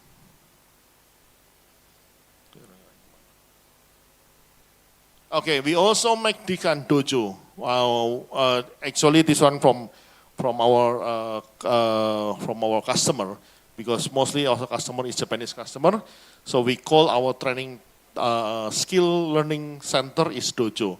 So in this skill training, like welding training, like trimming training, like the boring training, which is we are specified skill and we have practice our employee. So we also teach them our culture. So we call it our employee is Pako citizen, and we start with our heart. And then after you know what is, why you do it, and then we start with head. And then after that, you use your hand, which is you actually action do the training. So this is our dojo. We just have a new dojo last year. We built a new dojo. Previously small one, this one is a big one. Okay, in market, because we also facing the market, we also securing project. So every car maker who enters Indonesia, we have to get. That is my my message to our marketing. You have to get all the projects. So now, almost all car makers in Indonesia is our customer, including the new one, like Wuling, like Hyundai, like Chery. Even BYD also already go to our company. They will do the conduct, the audit on the August 20th, this month. And we go also, if you see that we lost Malaysian market, I sent out a team to go to Malaysia, and then we already get our Malaysia market back to cover our loss. And we also have to maintain our relation with the customer. Next. In two-wheel market, before we only produce Matic and Cup type, now we entering the sport type. So if you buy a Honda CBR, those wheels are from us. And we also increasing our BIQ, built-in quality. We do the daily control more in our factory. We do the operation excellence. So now, Honda, our customer, all the export part is from us. If they do the export, the wheel from Paco, because they are satisfied with our quality level. Next, on the steel wheel, there is not much changing, but we are now entering the new market. One is the agriculture market, which is in Jogja, KHS. The other one, if you know this one, I don't know this one. This is our next president vehicle. Ini Maung, defensive car, ya, yang Pak Prabowo promote ya. The wheel is also from us.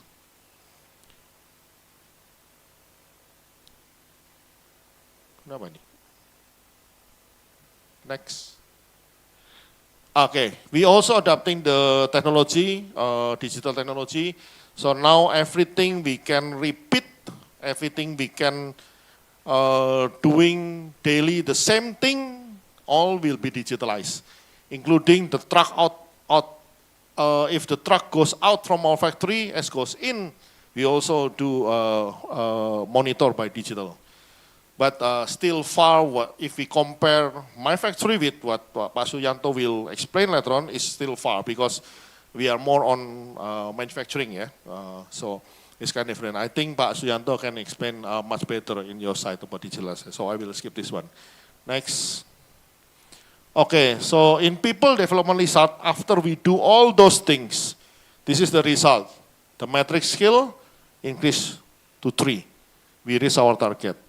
And the training participant is now 100%. You cannot less than 100. And then the K3, before is 67, now is 91.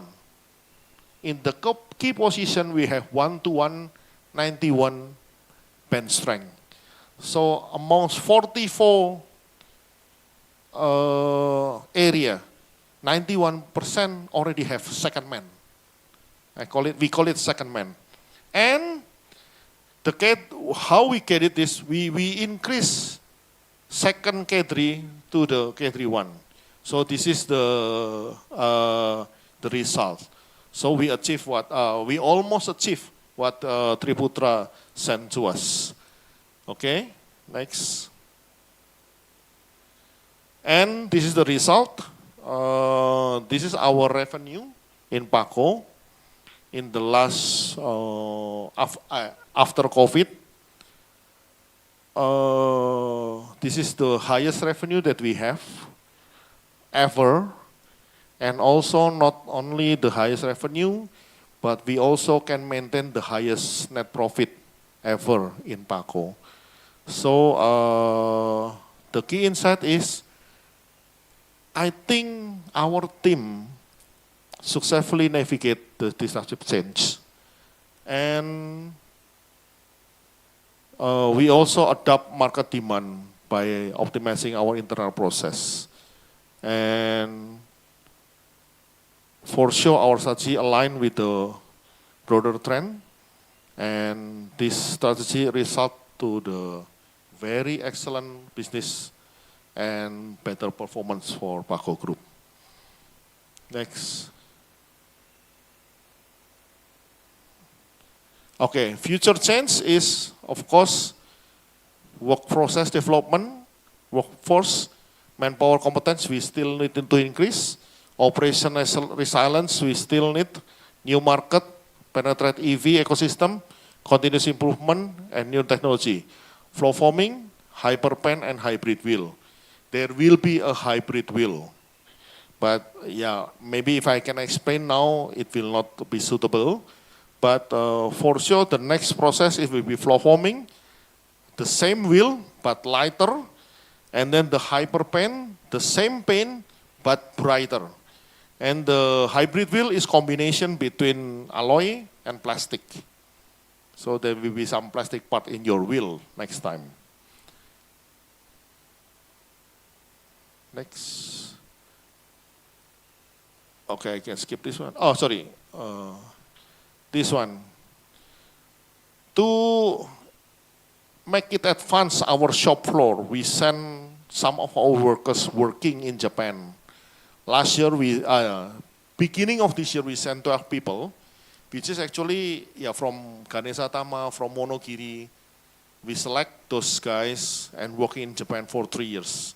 Because we want to make sure in the next 3 years, our factory will have a very, very competent and high-skilled workers. Not only in management, but also in the operation level, in the factory level.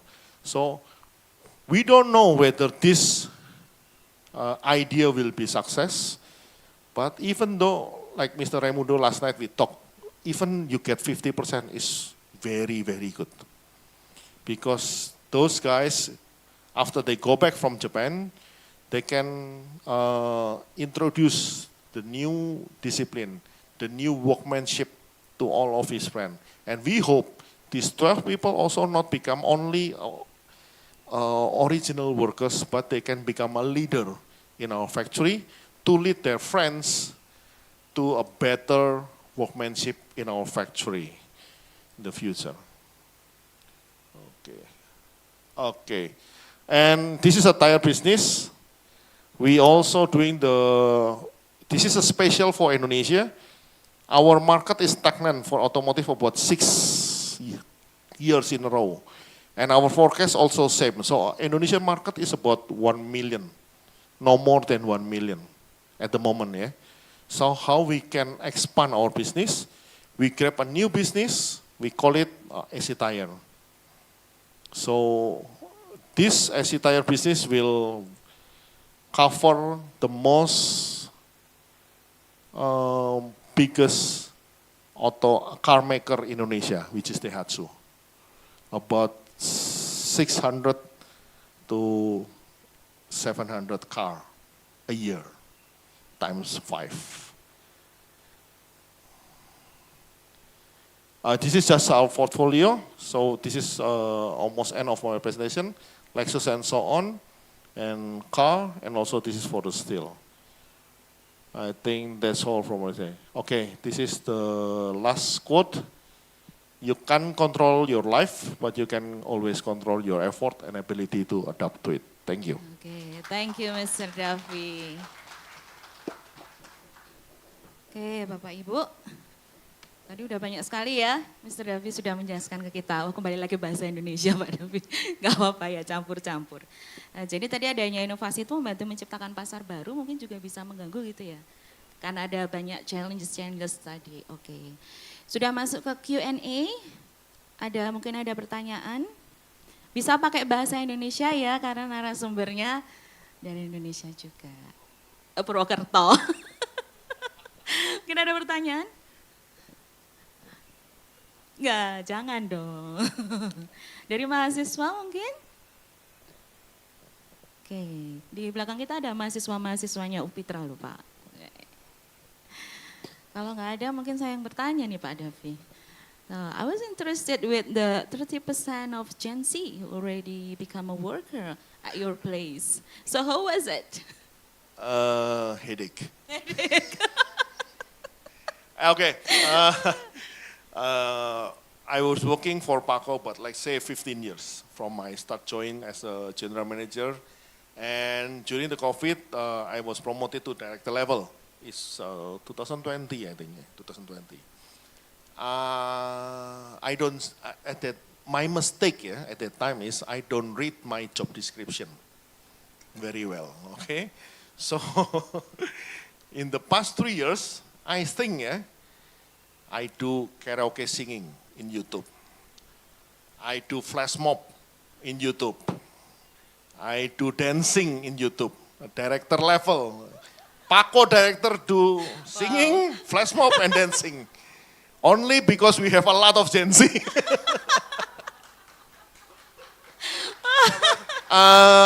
There is one general manager which is I worked with him before. I think he has a good what can I say, insight how to handle a Gen Z. He said, you have to become one. Yeah, you have to become one. Because at the end, they will occupy all the company. So you have to become one. But be careful because your company also have a culture, right? So you have to make sure they match your culture. So culture is not necessary for which generation. Culture is culture. But how to implement the culture, how to convey the culture, maybe you have a different way now. But let's say, in 2021, I fired 5%, 3 managers and 2 supervisors because fraud issue. In Triputra, we was teach that integrity is number one. So we don't tolerate. There is no SP1, SP2, SP3, directly you go. Because we put integrity in a very high level. So if you against that integrity, you don't match our culture. I don't care you are Gen Z, I don't care you are millennials, I don't care you are Gen Y, you out. Because culture is culture. So yeah, please be careful. We have to keep our culture, because that is where your company, your university stay, believe, but you have to convey in the different way if most of our member now is maybe Gen Z. So I think that is the insight that we learn as PACO. Yeah? So nowadays, if we have end year, end year party, end year gathering. I remember, I think 3 years ago, we go to 21, Cinema 21, and then we watch movie Cek Toko Sebelah. Together, all member, we book one studio. Wow. So that's never happened during my time. You're right, that's never happened during my time. But now, yeah, they can plan like that. So it's more interesting lah. Yeah. Now. So you already become a YouTuber?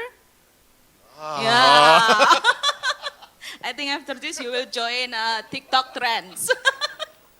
Or maybe you already have an account at TikTok? No. I have account on Instagram. Okay, Instagram. Okay, interesting. Okay, maybe next questions, please. Okay, we have two. Ojo angel-angel ya, Pak. Okay, yeah. Okay. My name Romi from Purwokerto, even though we're coming from Purwokerto, well, but I will deliver my question in English. Okay, Pak. Aku rapopo, Pak. Oh, rapopo. Well, I have one question about how you build link between school and also higher education vocational study to link with the industry like you have in PACO.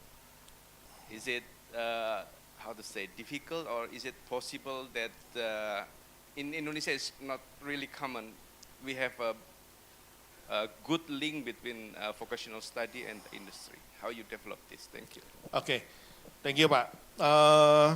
Basically, okay, maybe I cannot answer all your question, but basically like this. We, as an industrial, we think, we face that if we hire, let's say, senior high school level, and then directly go to our factory, they are not fully matched. For example, in PACO, you're not allowed to sit if you are in the factory. Only sit during the isoma, and afterward you have to stand. And you have to use safety shoe all the time, which is for the first learner using safety shoe, very heavy. That's the easiest way. So it's not matched, but we as a user, we cannot do anything with the education community, right? So what we do is what I explained. So we built a class in Monogiri, in Ganesha Tama. We have what we call PACO class. We teach them what we need. And hopefully, if we recruit someone from their school, it will be easier to match our expectation. At the moment, we are very satisfied with the result. But this is the problem. Usually, if you are satisfied with your result, and then we are become very comfortable, right? That's how I need to talk with my HR team again. So we have to renew also the PACO class. We don't only teach, we not only teach on open a class in Monogiri, but we also train the teacher in our company. So last week, we invite 8 teachers, 2 teachers for each school, and then we train them 3 days in PACO. And then, yeah, we expect they can explain our expectation to all the teachers in their school.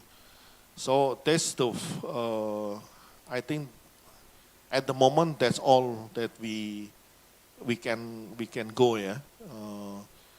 If we find another way better, I think we have to try.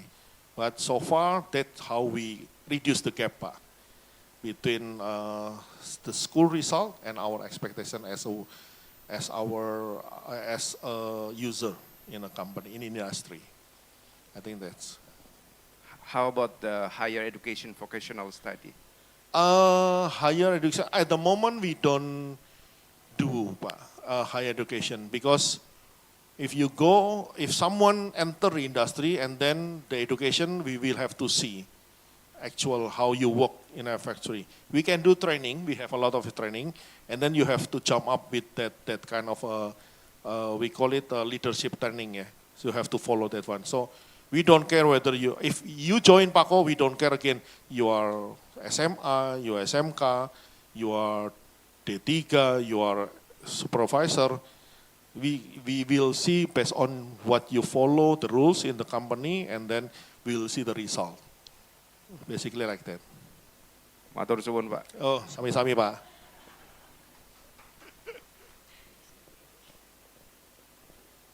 Maybe next, Revan, the students.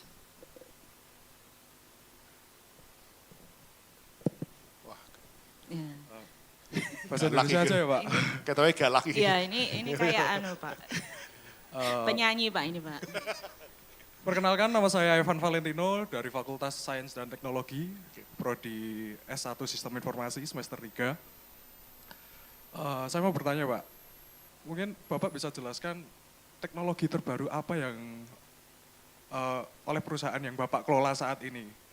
Karena jujur saya kurang paham dengan penjelasannya kurang detail tadi yang Bapak sampaikan. Jadi mungkin bisa dijelaskan seperti softwarenya atau gimana gitu, Pak.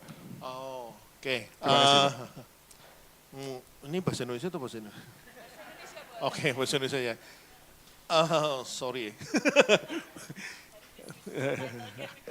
Oke, kalau kalian tanya, kalian pakai teknologi apa? Kalau misalnya gini ya, di Indonesia itu ada pabrik wheel, ada yang terkenal ya. Kalian pasti tahu yang namanya NK, betul? Tahu ya? NK itu pakai teknologi yang berbeda untuk bikin wheel dari PACO.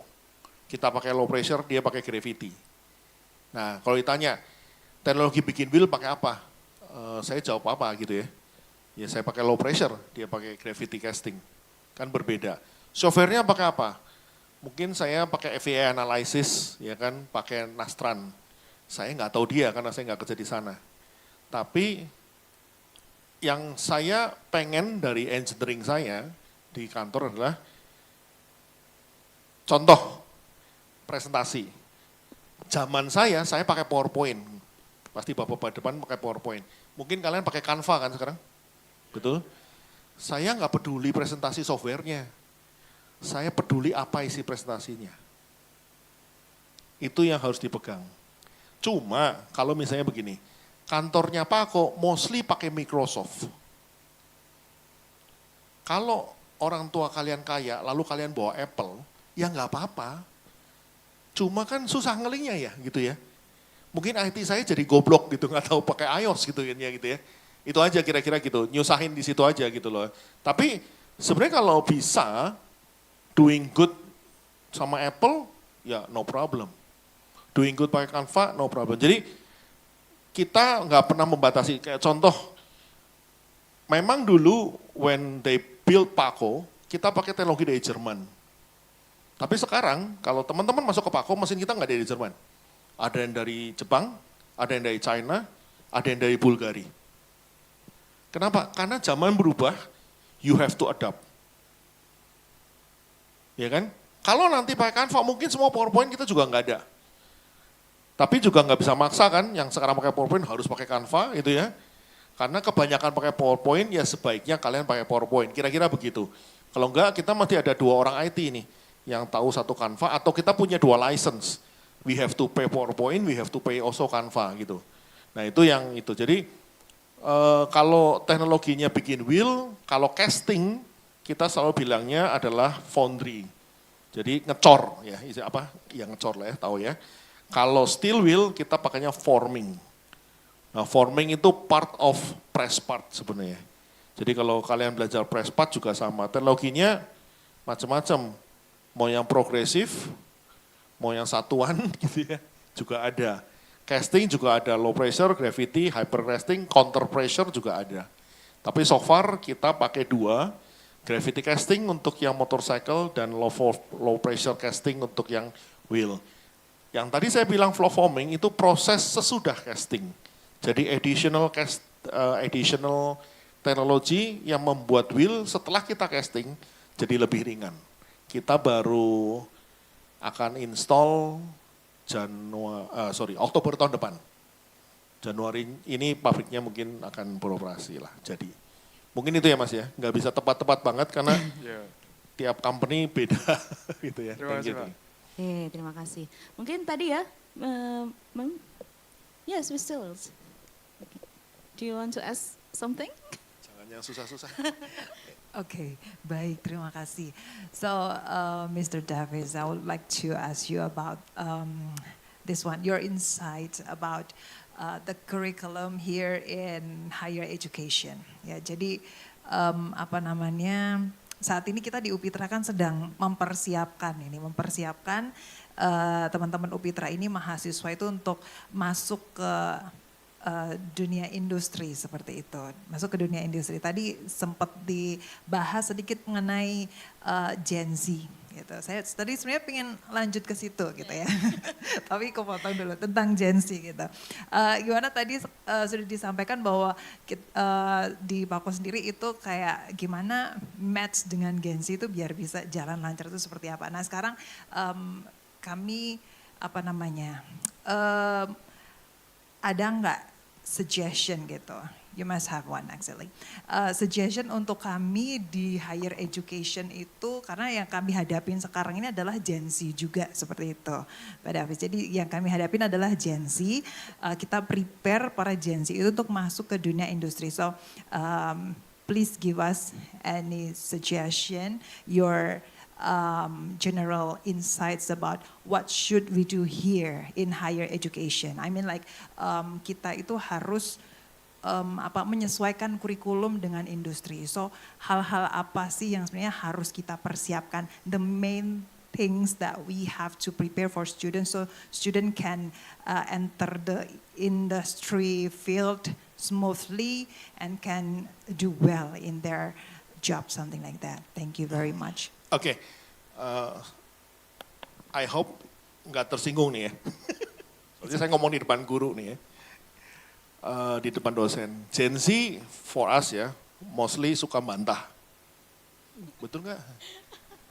Maksudnya, but in the meaning like this, they have some knowledge from the university, and they want to try to keep their knowledge, and they're willing to fight for it. Oke, jadi saya pernah dibantah sama anak magang. Oh, saya diajarin begini, gitu ya. Oke lah, so you are doing well actually. So they are very militant, oke? Oh, sangat-sangat militant. But this is the 2 weeks ago, there is also another school visit Pako, and I'm deliver the same speed and the same insight. I don't know, I will ask in Indonesia. Teman-teman tahu yang namanya benchmarking nggak? Teori strategi tools benchmarking, tahu ya? Tahu kan? Tahu yang namanya Blue Ocean Strategy? Tahu dong? Nggak tahu? Nggak tahu. Tahu yang namanya Blue Ocean Shift? Itu yang ngarang sama, namanya Chang Kim, orang Singapura. Itu strategic tools yang sama. Zaman kami, kita pakainya benchmark. Zaman yang lebih mudaan dari kami pakainya Blue Ocean Strategic. Yang baru-baru mungkin beberapa tahun lalu sebelum COVID pakainya Blue Ocean Shift gitu ya. Tapi itu intinya sama. Sama dengan misalnya in PAKO we use 8 step. Maybe someone else will teach another problem solving. So as a teacher, you have to teach them with the newest strategic tools, right? But please don't forget also to teach them the insight. Because the insight is you have to solve the problem and you have to run your logic thinking. The tools can be anything. The university will teach you the newest tools, but there is also another tools that you can use. And if you are a freshman graduate, most probably you enter a company with maybe already have some tools before you join. Check their tools first, don't against it. Because maybe it's the same tools, right? Maybe it's the same tools but different cover. So it will be easier for both of us to reduce the gap. Because sometimes, let's say, we learn SWOT, basic, yeah. Maybe every company will use SWOT. But even the SWOT maker, they said that you cannot use SWOT alone. You have to combine with another tools. So if you use only SWOT, nothing will come out with strategy at all. Nah, insight yang seperti itu yang kita juga harus ajarin. Di kita ada kelas untuk ngajarin seperti itu. Jadi we teach them how to use, and we don't like another strategic tools, but we purposely limit it to use strategic tools. For example, in Triputra, we are using business model canvas. This, I think, 10 years ago, you're using it, right? We don't use. We're still using balanced scorecard and strategic map. But the purpose is we came out with strategic, right? The purpose is you have to find what is your competitive advantage. Even there is one book which is said competitive advantage is die. Yeah, I don't know. But the purpose is you need to formulate it your strategic company. There is no, you have to formulate it your strategic company using the business canvas. No, you can use any tools. And like the one that I mentioned to Mas yang di belakang itu, technology can change, software can change, ya kan? Strategic tools also can change. But the purpose is you need to run your logic thinking, and you need to formulate your strategy for the company's sake. Mungkin itu Bu yang bisa saya kasih. Thank you. Oke, terima kasih Mr. Devi. Ini karena the time is up, unfortunately. Minta maaf, saya harus ke Semarang ngejar pesawat. Yeah, I need to catch up the plane. Okay, so I need to make a conclusion for today's sessions. So adapting the disruptive changes in the industrial landscape, we can equip workers with the necessary skills and understanding people needs, understanding people development. Also understanding market dynamic and adapting technology integrations. I want to highlight one of the quote that you already shown on your PowerPoints. I'd like to read it, this quote. The measure of intelligence is the ability to change. Thank you, Mr. Devi, for today insight. And after this, we need to the second sessions. Yeah. Give a big applause to Mr. Devi. Okay. Okay. Mr. Devi, please, can you stay for a while?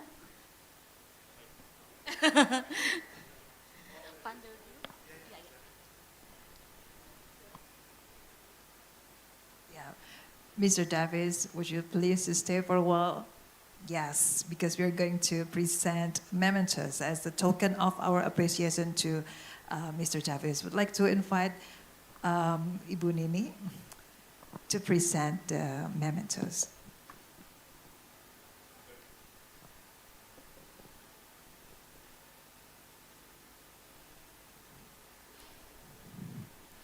Please give a round of applause, everyone.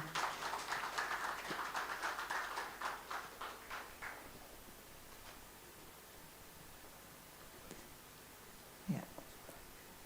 Thank you very much. Thank you, Mr. Davi. Okay, let's continue our Yes, session. please. I need to change my seat first yeah. to the middle. Okay. Okay, we'll continue to our second session with Mr. Suyanto.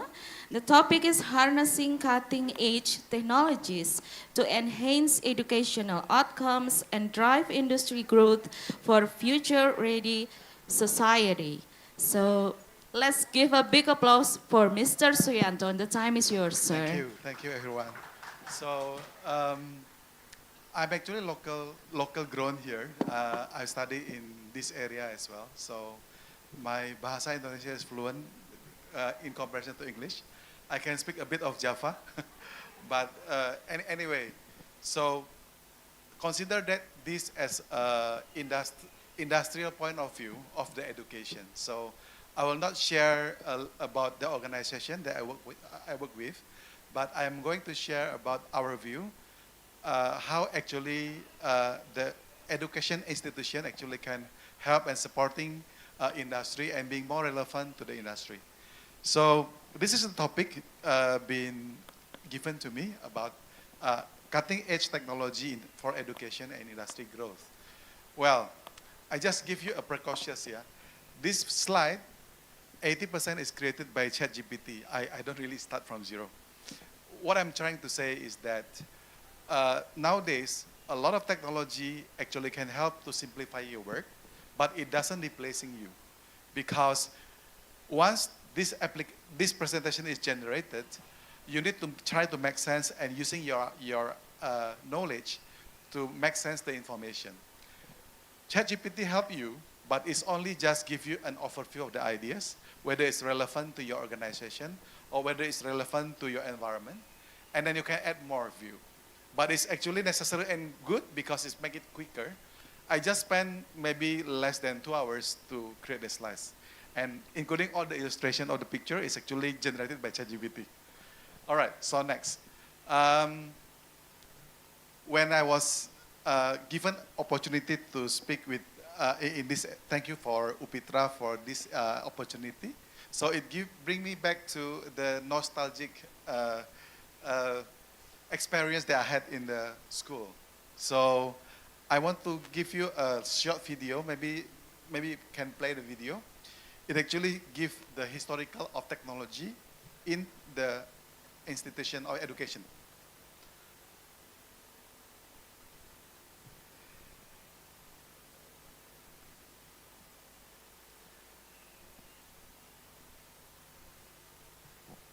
This is supposed to be with the sound, but it's okay.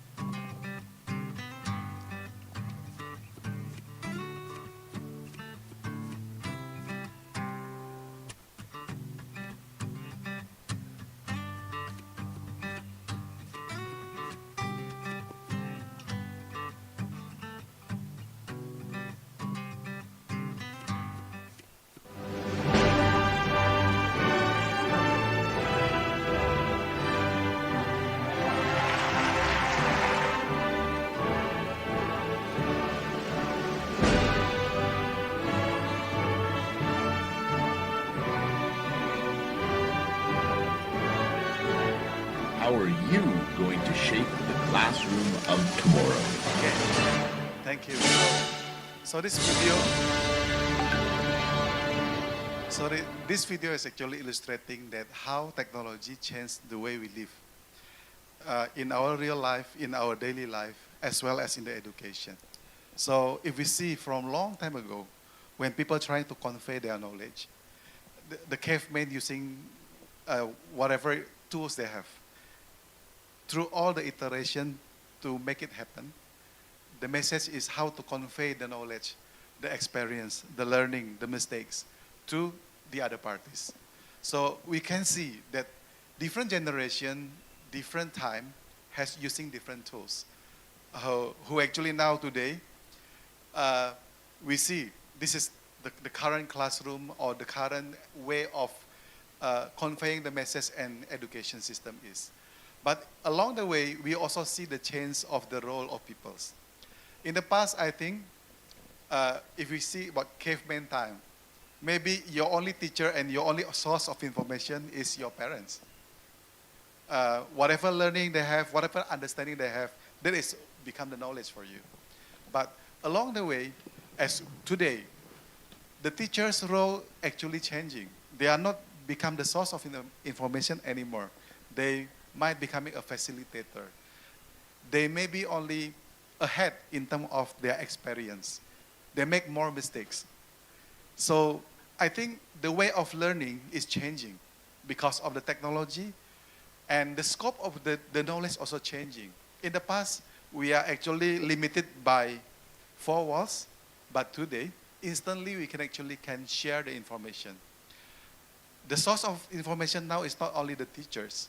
It can be technology, it can be data and everything. So I think this is not only happening in the education, this is also happening in the industry as well. I came from a company who are focusing on mobility and logistics. So basically our company is very simple. We rented a car and actually give a service to customer to using our car. We're doing logistics, basically delivering goods. So some of our brand like 𝗙𝗪𝗓𝗪, trucking, and then ASA, of course, those are the traditional businesses. But we actually doing things differently. We actually did, can you go back first? Go back again. Yeah. So we basically changing the way we're doing our work, but actually doing the same businesses. What I'm trying to say here is that being ready, adapting technology is important to be relevant to the market or industry. I think that's some question arise during the previous session is how actually we trying to match the industry requirements and needs. So company changing, industry also changing. So we need to understand what is the technology being used. We need to understand how the industry thinking is, and then how that is relating to our education as well as the business. So I just would like to share about one particular business that I experienced to build and then to grow the business. When we start 𝗨𝗡𝗢𝗕, it's a very simple thing. It's a last mile delivery. It's like parcel delivery.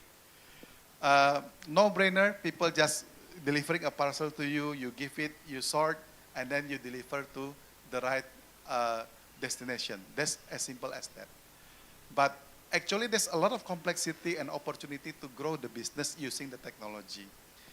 Just to give everybody here understanding about the relevance of technology, we need to deliver parcel within a day. At the peak, 2.5 million a day, do a sorting and deliver across all Indonesia. And we need to deliver the parcel within next day, within 2 days, or within 3 days. It depends on the services. Of course, the basic thinking is still the same. You pick up the parcels, you sort, then you deliver. But can you do it in the very cost-efficient manner? Then, of course, you need to have a technology. You need to have a people who deliver the parcel. Unfortunately, in Indonesia, we are still relying on person knocking at your door and delivering your parcel. We are not doing automations, tools just to deliver parcel to your home. So what I'm saying is that by using technology, we can create or make things possible. So these are some insights that we use in our in our companies, but as well we believe that it's also useful in the educational institution. Next, please click. Yeah. The first thing is very simple. It's about digital learning platform. So we can imagine that for our cases, we have 20,000 courier that spread all over Indonesia. At the same time, they're using their mobile phones to do their job. It means when we start this, we already screening the peoples and recruiting people across countries nationwide using technology. That's one thing, recruitment is one thing. But how do we make sure that they are capable of doing their job using the technology, using the tools? How do we ensuring that they are within the standard and quality? So one thing that is important, I think the technology that is important in companies, in industry, as well as in the educational institute, is actually digital learning platform. There's a lot of brand in the market. Maybe Paco say they have Paco Pintar learning management system. But the basic thing is that if we employ this, there's a lot of open source tools as well. So it doesn't have to be very expensive, but it has to be useful. It doesn't only cater about the topics, but it might be able also to track the learning. It allows everybody have their own pace to learn. They enable people to learn their path. They can define their path. So digital learning platforms is something I think personally will be useful. It actually releases you from the boundaries of time, of space, because we can learn anywhere, anytime. So, for instance, in our cases, when we train the courier, because they are all over Indonesia, so what we do actually, we push the information. We push the learning curriculum to their own devices, and then they need to pass. Of course, it's not just about asking them to learn. It's about carrot and stick system as well. It means we also appreciate, we also reward them in doing learning. So these are the possibilities that I think also useful in the educational institution. So digital learning tools or platform will enable all the students, all the teachers work and learn and teach more effectively. So I think that's one technology that I believe everybody should have in the institution, whether it's an educational institution or it's a business institution. Number two, next, is about AI and machine learning. So again, I said to click this next. Yeah. So imagine if you have millions of data. Imagine if every day, for our case, if we deliver millions of parcels, how do you really analyze, how do you really understand the customer behavior? How do you really understand the performance of each of individual? It's very difficult if you do it manually. Yes, you can create dashboard. Yes, you can create the report. But if you are using or employing a machine learning, you actually can help to learn the pattern. So the second thing that we even learn now is actually machine learning and AI. It helps us to make our job faster and easier. It helps us to increase our learning horizon. So for instance, as I shared earlier, this picture is deliberately created using the ChatGPT. Even this presentation, I don't even generate or open PowerPoint slides. It generates the PowerPoint for me. These points actually also suggested by AI to me, but then I need to make sense whether is it correct, whether it's relevant. It helps us to make our job easier. Imagine if this AI and machine learning tools is used to help tracking people's progress, student learning progress. We actually can also help them to customize their learning path according to their pace. So this is really happening in our organization, where we're using the tools to understand the customer behavior. Because we have application for those who may be buying online, maybe some maybe know 𝗨𝗓𝗪𝗓. Those tools, we have an apps who actually capture the behavior of the user that using the apps. So the second tools that we believe important is actually the AI and the machine learning. Then by using AI and machine learning, it helping us to make our analysis more accurate and make our decision faster. So because of this, we're actually creating a new product. For instance, I just shared about 𝗨𝗓𝗪𝗓. We are going to launch a new product soon. It's more on the instant delivery for the food market on the neighborhood and level. Why we can come to this conclusion? Because of the data that collected by our user that access to our channel. It can be a social media channel, it can be our web, but it's also in our applications. So we actually capture every click that is being used by the customer. The third tools that we are not using yet is actually about AR or VR technology.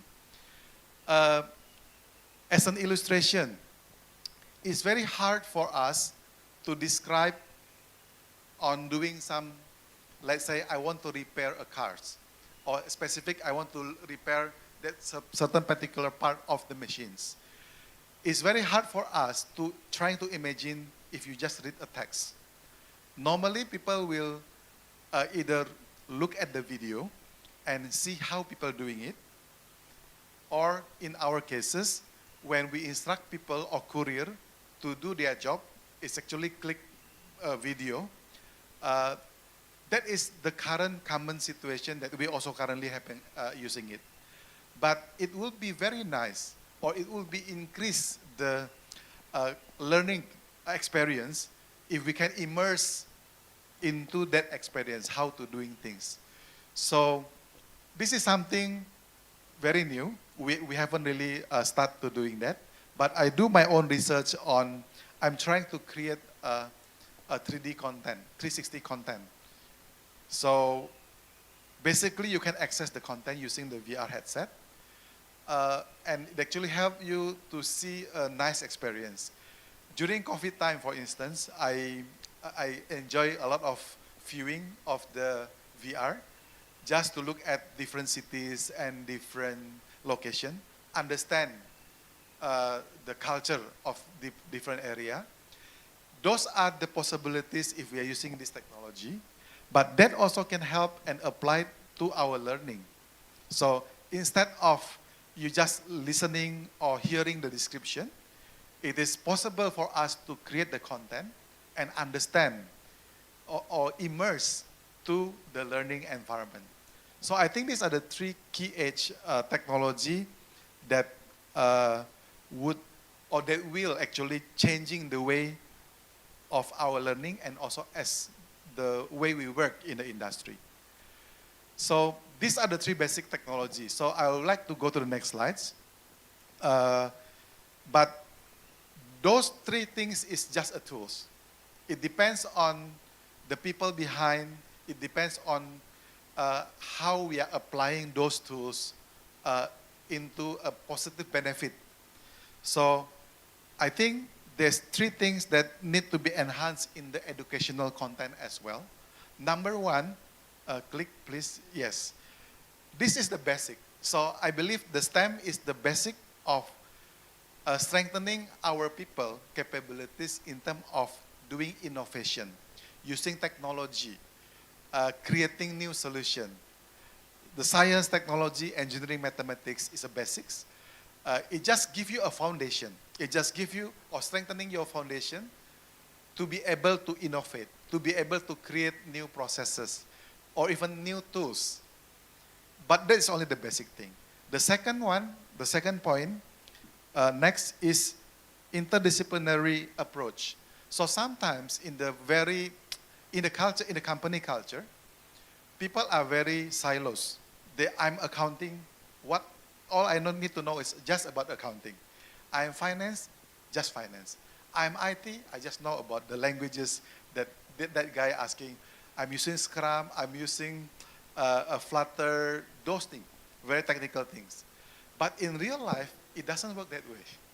It has to be a collaborative. It has to be work together to solve the real problems. If the school, in the office, for instance, when you need to solve the problem, for instance, I have a problem with the productivity of sorting. It cannot be solved by the technology people only. It cannot be solved by the finance guy only. It cannot be solved by operational guy only. So that's why learning to work together, interdisciplinary approach will help to produce outcome with a holistic point of view. So that's why the basic thing is the STEM. The interdisciplinary is actually trying to emulate the real working environments. And the third one, next, is actually the soft skill. Because sometimes we are very good at thinking, our brain power can think very fast, but it's very hard to communicate. It's very hard to listen. I think basic soft skill, like listening skill, problem solving, understand, analyzing, that is also the basic that can produce more relevant student, if this is education, more relevant solution, if this is industry. So I think these are the enhancements need to be emphasized. These are the enhancements need to be applied to be competitive in industry, if we are in the industry, or even for the education institution is to be more relevant to the needs of the industry. Next slide. So how to achieve that? How to try to make that happen? I think the first thing is actually industry collaboration, partnership with the company. I think UPITRA is quite lucky because it belongs to a group of the companies industry that has a possibilities to work together with industry. How actually trying to reduce the gap between what is being taught at school and what is needed in the industry. Very simple, partnership, talk to them, sit together, plan together. So partnership is important as as easier, I mean, as soon as possible, as early as possible, trying to get the partnership. Of course, it's easier to be said than done, but we need to start somewhere, and I believe UPITRA have opportunity actually to do that. So that's one, partnership with the company. The second one is actually internship and apprentice. I think I saw the logo of Campus Merdeka here. So I think internship is a win-win approach. Unfortunately, currently it's only sometimes at the end of the education term, or not many company is really open, or some company doing it but not really meet both parties' objective. I think internship will actually help us to apply all the learning in the previous slide about strengthening the STEM, about collaborating, about good soft skills. It has to be applied at the office, and in the real life, we will face with different people, different approach, different education background. But that is the challenge where actually the learning can be applied. And the third one, I think, is this one is a bit challenge, but joint research is something not common in Indonesia yet at the moment, but it's actually a niche in the industry. It's a niche in the industry of doing that. For instance, I will go to the next slide, then I'll go back to there's some videos that I want to show about the real life experience. So those needs is actually will driving into more collaborative and efficient organization in the industry. But it cannot be done alone by the industry. And it's hard for educator to predict what will be needed in the future. It's easier to talk to them because predicting sometimes it might be different, but talking is actually, you are talking to the real requirements that relevant, the challenge that relevant to be solved by both parties. I would like to show a video. I think Pak Yo asked me to show this video. There's one link in the YouTube. Maybe people, can help me for that. Yeah, thank you. So this is a real life case. See the video, then I'll explain why we're doing this. So this is a real AGV robotic sorting system that is used in Antaraja. We are waiting for the YouTube to play. Yes. Sorry, this is in China because this is not done by us, it's done by the provider.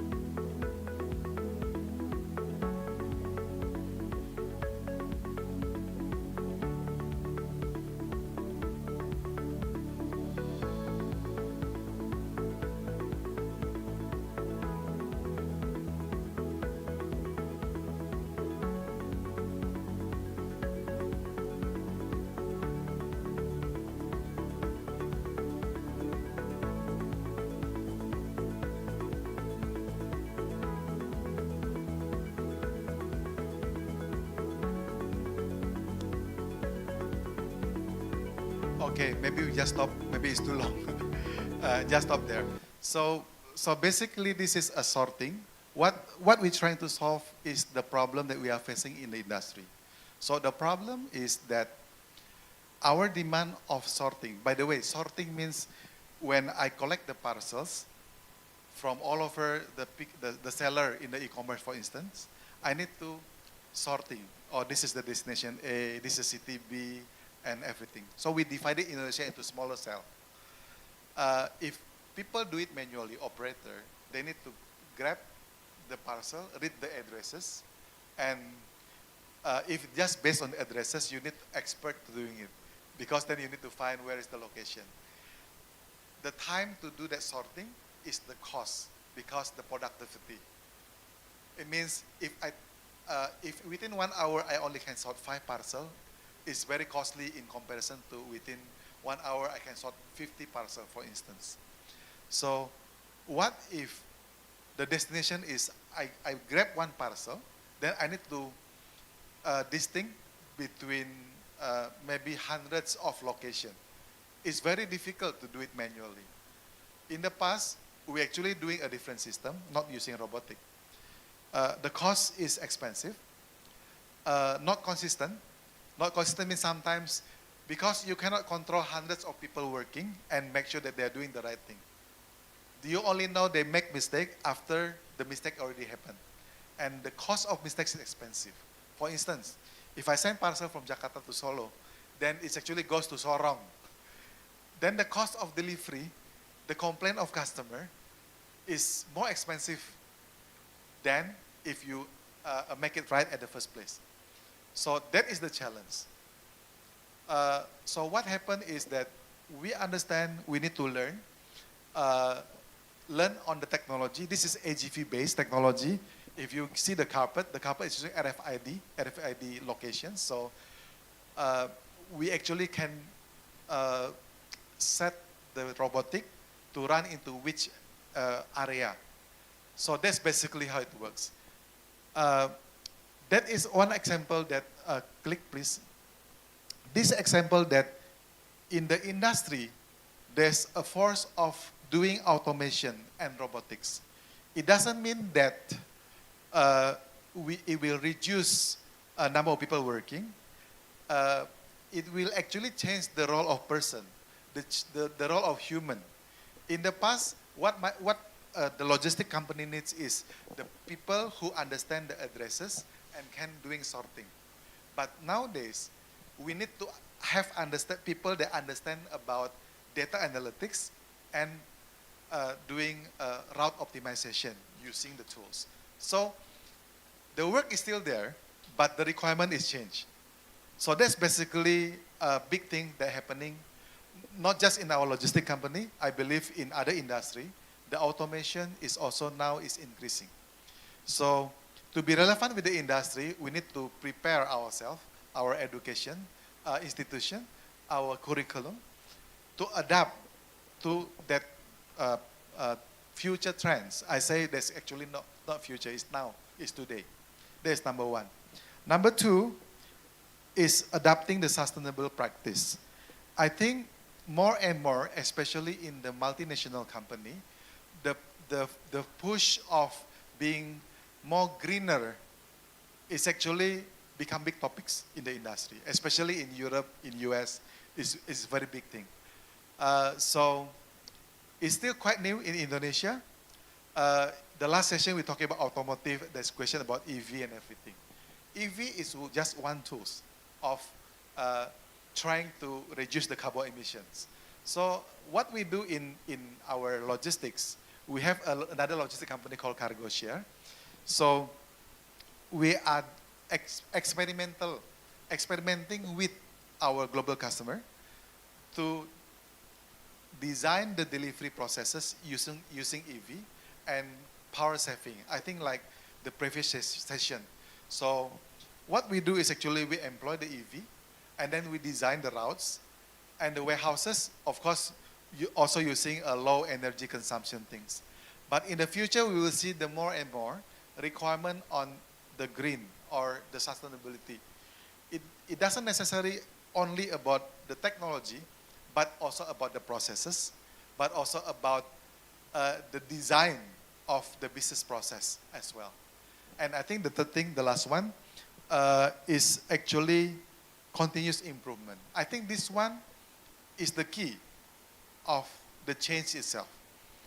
It means that no matter what, currently using this technology, but in the future you will never know there's a new and more technology.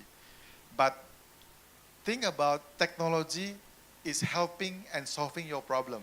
It's not for the sake of technology itself. So I think these are the trend in the industry that is growing on those three topics that we need to address in the future as well. So I think this is the last slide that I have. Maybe that is the two conclusions that I think may be relevant to us. Thank you very much. Okay, thank you, Mr. Sustanto. Okay, after this, there is a Q&A from the audience. Anyone?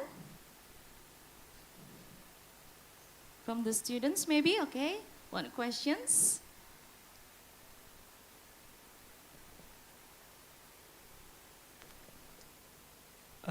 Perkenalkan, saya Ian dari Fakultas Sains dan Teknologi. Saya dari Prodi S1 Informatika semester 3. Saya mau tanya, ini pakai bahasa Inggris atau Indonesia ya? Boleh, Indonesia boleh. Indonesia. Sejauh yang saya ketahui kan Antaraja itu pakai AI-nya di sistemnya sorting itu ya Pak.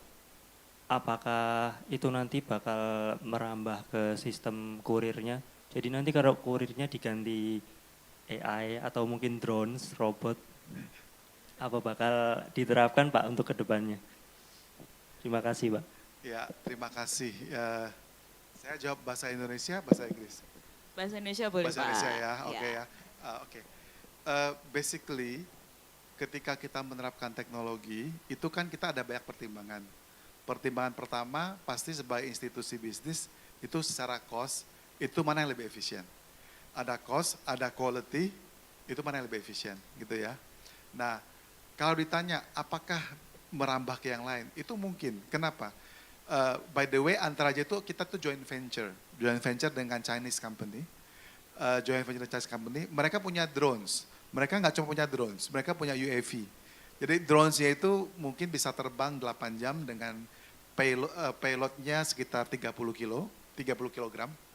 Kemudian UAV-nya itu bisa terbang 8 jam bisa mengangkat 1,5 ton. Tanpa turun ya, dia bisa drop gitu. Itu for the technology sake gitu ya. Tetapi what is the real business case? How do we apply those technology gitu kan, itu kan question. Nah, di Indonesia kita belum melihat itu tuh satu yang beneficial. Kenapa? Secara cost dan needs-nya nggak ada. Tetapi kenapa di China ada gitu ya. Nah, saya cerita nih. Di China itu dia ada satu daerah, di daerahnya namanya Yunnan gitu. Yunnan itu tapi dia di gunung. Di gunung, dia adalah dia adalah kebun teh. Kalau teman-teman suka minum teh, namanya 𝗚𝗟𝗢𝗕𝗀 gitu ya. Nah, untuk bawa ke sana, ke sentralnya, itu bisa 2-3 hari karena jalannya tuh susah. Harus muter-muter dan lain-lain. Nah, solusi apa yang dilakukan? Mereka menggunakan drone. Dengan drone itu dia cut yang 2-3 hari itu jadi 2 jam. Nah, kan secara bisnis lebih make sense kan. Nah, tentunya decided teknologinya pakai drone. Tetapi how? Prosesnya gimana? Nah, simpelnya gini, prosesnya adalah kalau di kita pasangin drone di ketapel orang, mungkin jangan-jangan drone-nya gitu ya. Nah, mereka kayak gini, drone itu jangan dibayangkan kayak yang di fiksi-fiksi, drone-nya datang sendiri ke rumah, ketok-ketok pintu, nggak bisa. Nggak bisa. What happened, how they actually implementing it adalah gini, mereka ada center di ujung gunung sana, mereka ada center di bawah. Jadi drone-nya itu diprogram untuk datang ke situ aja. Sehingga ketika mau mengangkut tehnya itu, udah disiapin dulu di satu center, kemudian drone-nya cuma gantiin tracking, sampai di sana dibongkar lagi sama orang.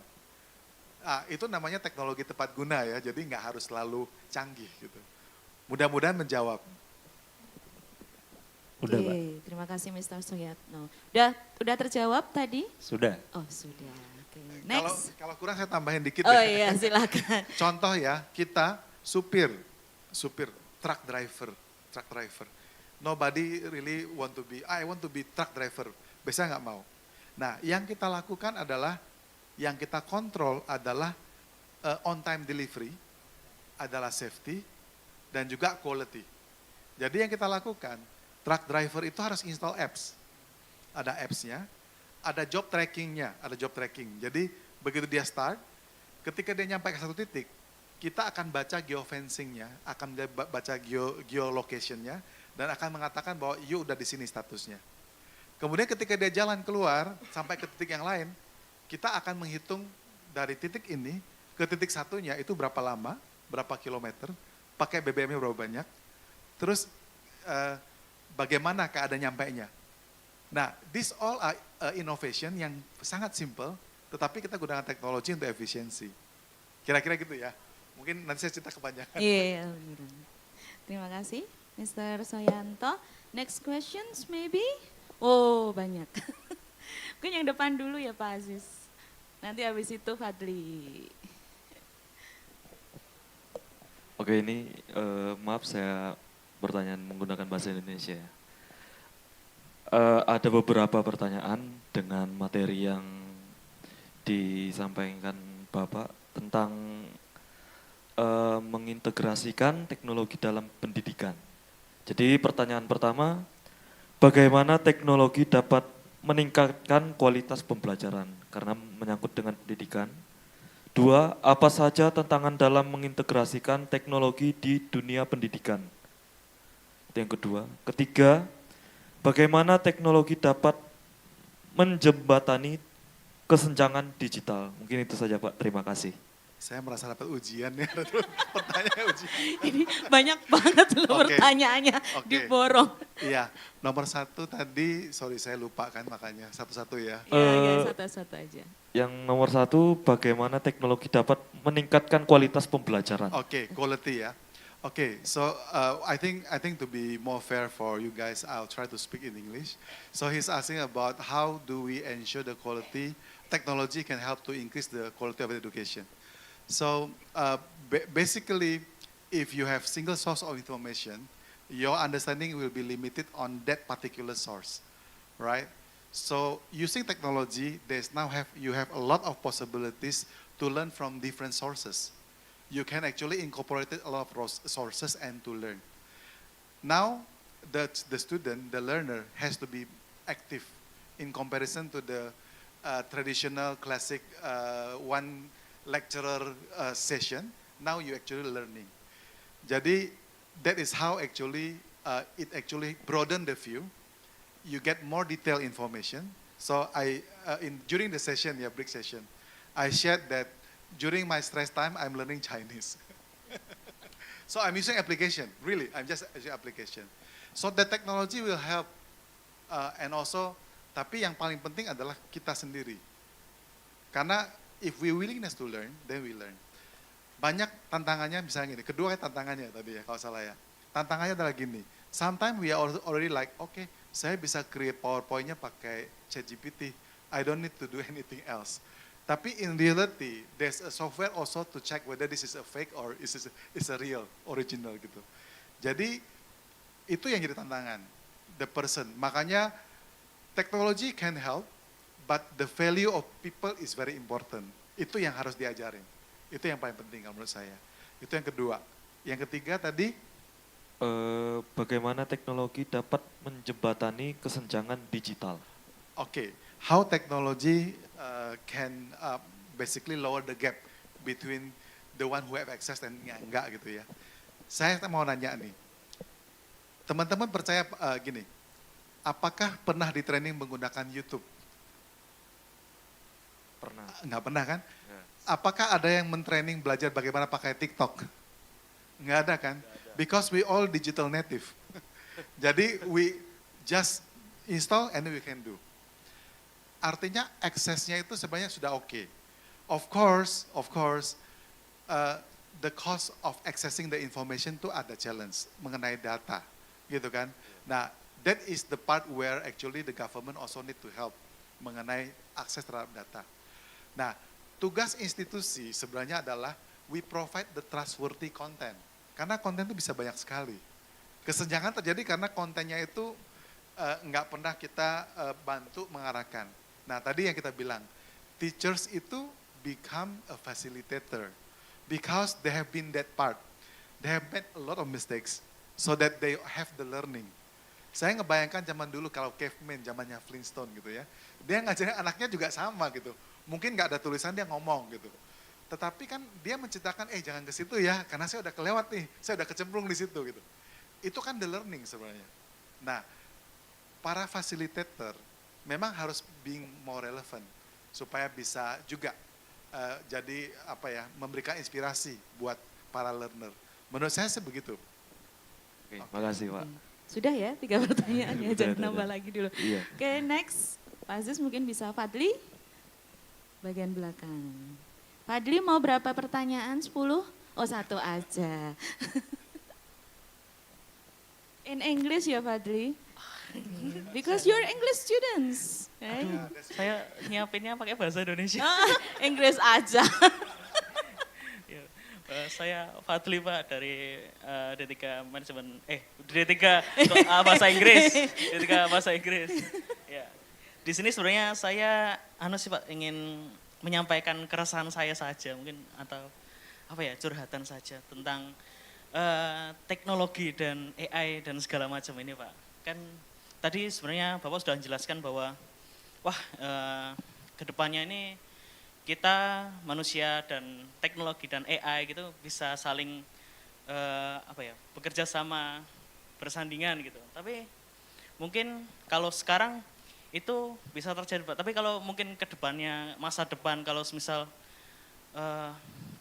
industri sudah lebih murah, lebih mudah jika menggunakan teknologi daripada manusia itu sendiri, apakah ketakutan saya itu apakah kita akan bisa tergantikan oleh teknologi atau tidak gitu loh Pak. Ya mungkin bisa ada tanggapan ya Pak. Kayaknya terlalu banyak nonton film ini. Iya, that's very good question actually. Kekhawatirannya kan adalah apakah kita akan di-replace dengan teknologi. Jawabannya bisa ya dan bisa tidak. Artinya gini, if your skill, misalnya kalau saya supir gitu ya, skill atau jangan supir deh, operator gudang, kan saya orang logistik ya. If my skill is only able to lift up the goods and put in the shelf and nothing more than that, yes, akan di-replace. Makanya kita harus upscale ourselves. Kita harus lihat in the future tuh apa yang akan lakukan. Ini in the future nih, in the very near future, even now udah ada started. Pekerjaan-pekerjaan dulu nggak ada, itu muncul. Ada jadi kalau yang agak fun jadi content provider, jadi tiktokers atau jadi youtuber, gitu ya. Content creator. Ada jadi data analytics. Itu pekerjaan yang nggak ada. Saya juga sama. Saya teknik informatika juga. Zaman dulu gitu ya. Tapi ya kita akan menjadi tidak relevan ketika kita nggak mengikutin apa jadi added value kita. Teknologi mungkin akan jadi kompetitor kita kalau kita hanya fokus ke area yang bisa di-replace. Tapi yang namanya wisdom itu nggak bisa di-replace. Kalau logical decision gampang, karena kan AI bisa mengatur decisionnya itu. Tetapi sometimes kan kamu punya wisdom dan value-nya, itu yang nggak bisa digantikan. Gitu sih, jadi cari kerjanya kayak gitu. Baik Pak. Oke, sudah ya Fadli? Sudah. Sudah. 1 pertanyaan lagi mungkin? Kalau nggak ada saya yang tanya loh. Nggak ada. Saya boleh tanya karena I'm very curious about the changes in Antar Aja when Antar Aja using robotics and how employee accept the changes when Antar Aja using robotics. Okay, so I think implementing new technology requires a holistic approach. It's not just about replacing the person and then we let them go or we don't think about what they're going to do. So basically, the way we implement the technology is that, number one, of course, we understand the technology will actually increase the productivity and help us to do things better. The second one is actually make the people's job easier. So if you guys see the robotic just now, the operator is just putting the stuff. It's simple, it's easier, less skill. It means that people with the less skill actually can work for that. And then there's another guy who standing in the side, who actually just doing the bagging, doing bag and then do scanning. So it means the technology help them to make them work easier.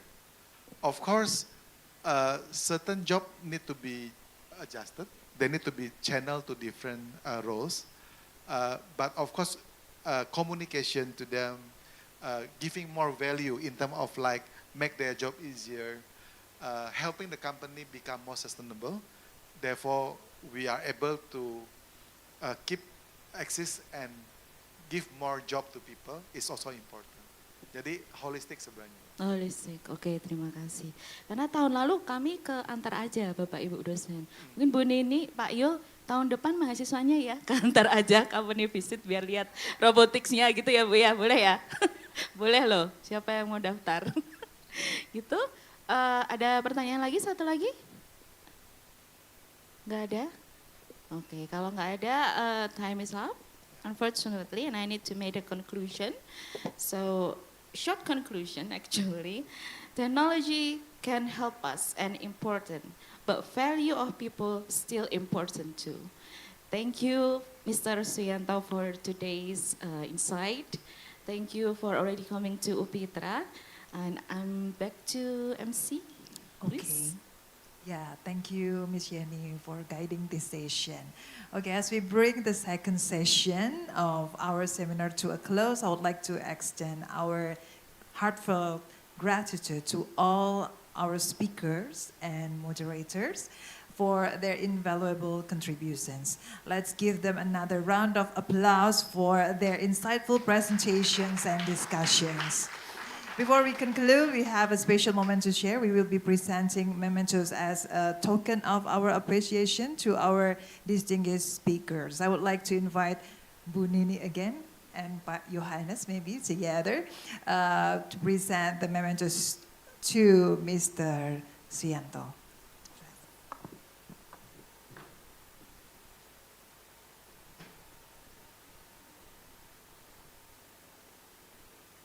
Yes, may we have a round of applause, everybody.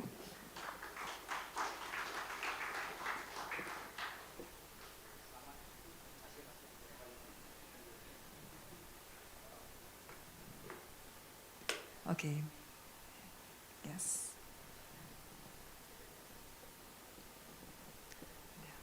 Vianney, you may go back to say. Thank you very much.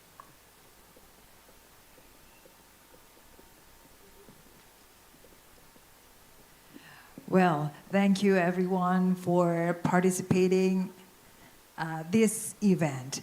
This concludes our today's International Education Seminar entitled Future-Proofing Society, Education, Industry, and Technology in a Rapidly Changing World. We hope you found it enriching and enjoyable. I would like to request for your assistance in completing the evaluation form through the QR code provided. We would love to hear any feedback or suggestion that you may have for us. Please. Oh yeah, okay. Let us give a time for Mr. Johannes to give speech. Again, ini iklan sambil nunggu posting. Jadi sekali lagi Bapak Ibu yang di live streaming, kalau Bapak Ibu punya putra putri yang ingin mendapatkan pendidikan yang berkualitas baik dengan harga terjangkau, daftarkan segera di UPITRA. UPITRA bukan memberikan janji, tapi UPITRA itu memberikan sesuatu yang favorable buat student kita. Kita membuka open program studi, bukan program studi yang tidak applicable buat industri. Beberapa tadi pembicara yang sudah saya sampaikan dari tadi pagi, mulai dari Rhodes sama Raul, itu mengajarkan pendidikan berbahasa Inggris yang baik. Daftarkan putra-putri Anda kalau S1, S1 bahasa Inggris akan dibuka di UPITRA. Sekarang ada D3. Kemudian dilanjutkan oleh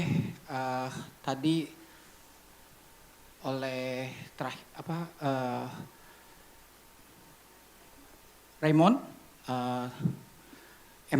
Mr. Emon, mengajarkan ke kita bagaimana memberikan pendidikan yang efisien di dalam sekolah. Kami di UPITRA akan terus memberikan bagaimana bukan hanya mengajarkan kependidikan, tapi bagaimana sekolah ini bisa berkelanjutan, bisa terus menjadi kebanggaan orang kota Solo.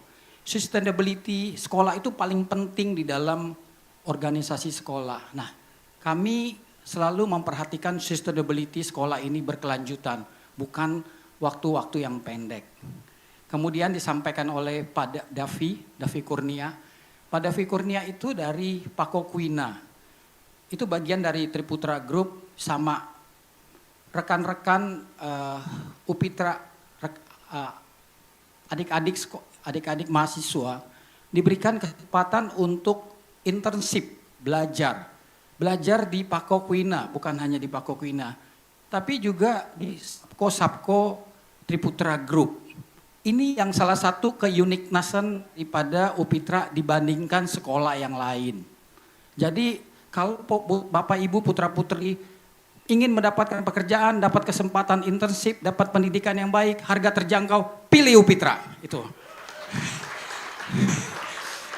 Nah, terakhir sudah disampaikan oleh Pak Suyanto. Pak Suyanto juga seorang praktisi yang mempunyai pengalaman bukan hanya di perusahaan tapi di pendidikan. Bapak Ibu seperti itulah kira-kira dosen kita gitu, dosen masa depan kita. Seperti Pak Suyanto gitu loh, yang bisa mengajarkan pendidikan yang tahu ke mahasiswanya seperti apa gitu loh.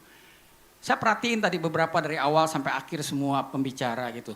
Nah, saya berharap putra-putri, Bapak Ibu yang ingin sekolah di UPITRA, kita akan memberikan dosen-dosen yang terbaik, bukan hanya teori tapi praktisi yang mereka mengerti di lapangan akan seperti apa, internship seperti apa, exchange student seperti apa. Ada nggak sekolah yang akan memberikan lebih daripada itu?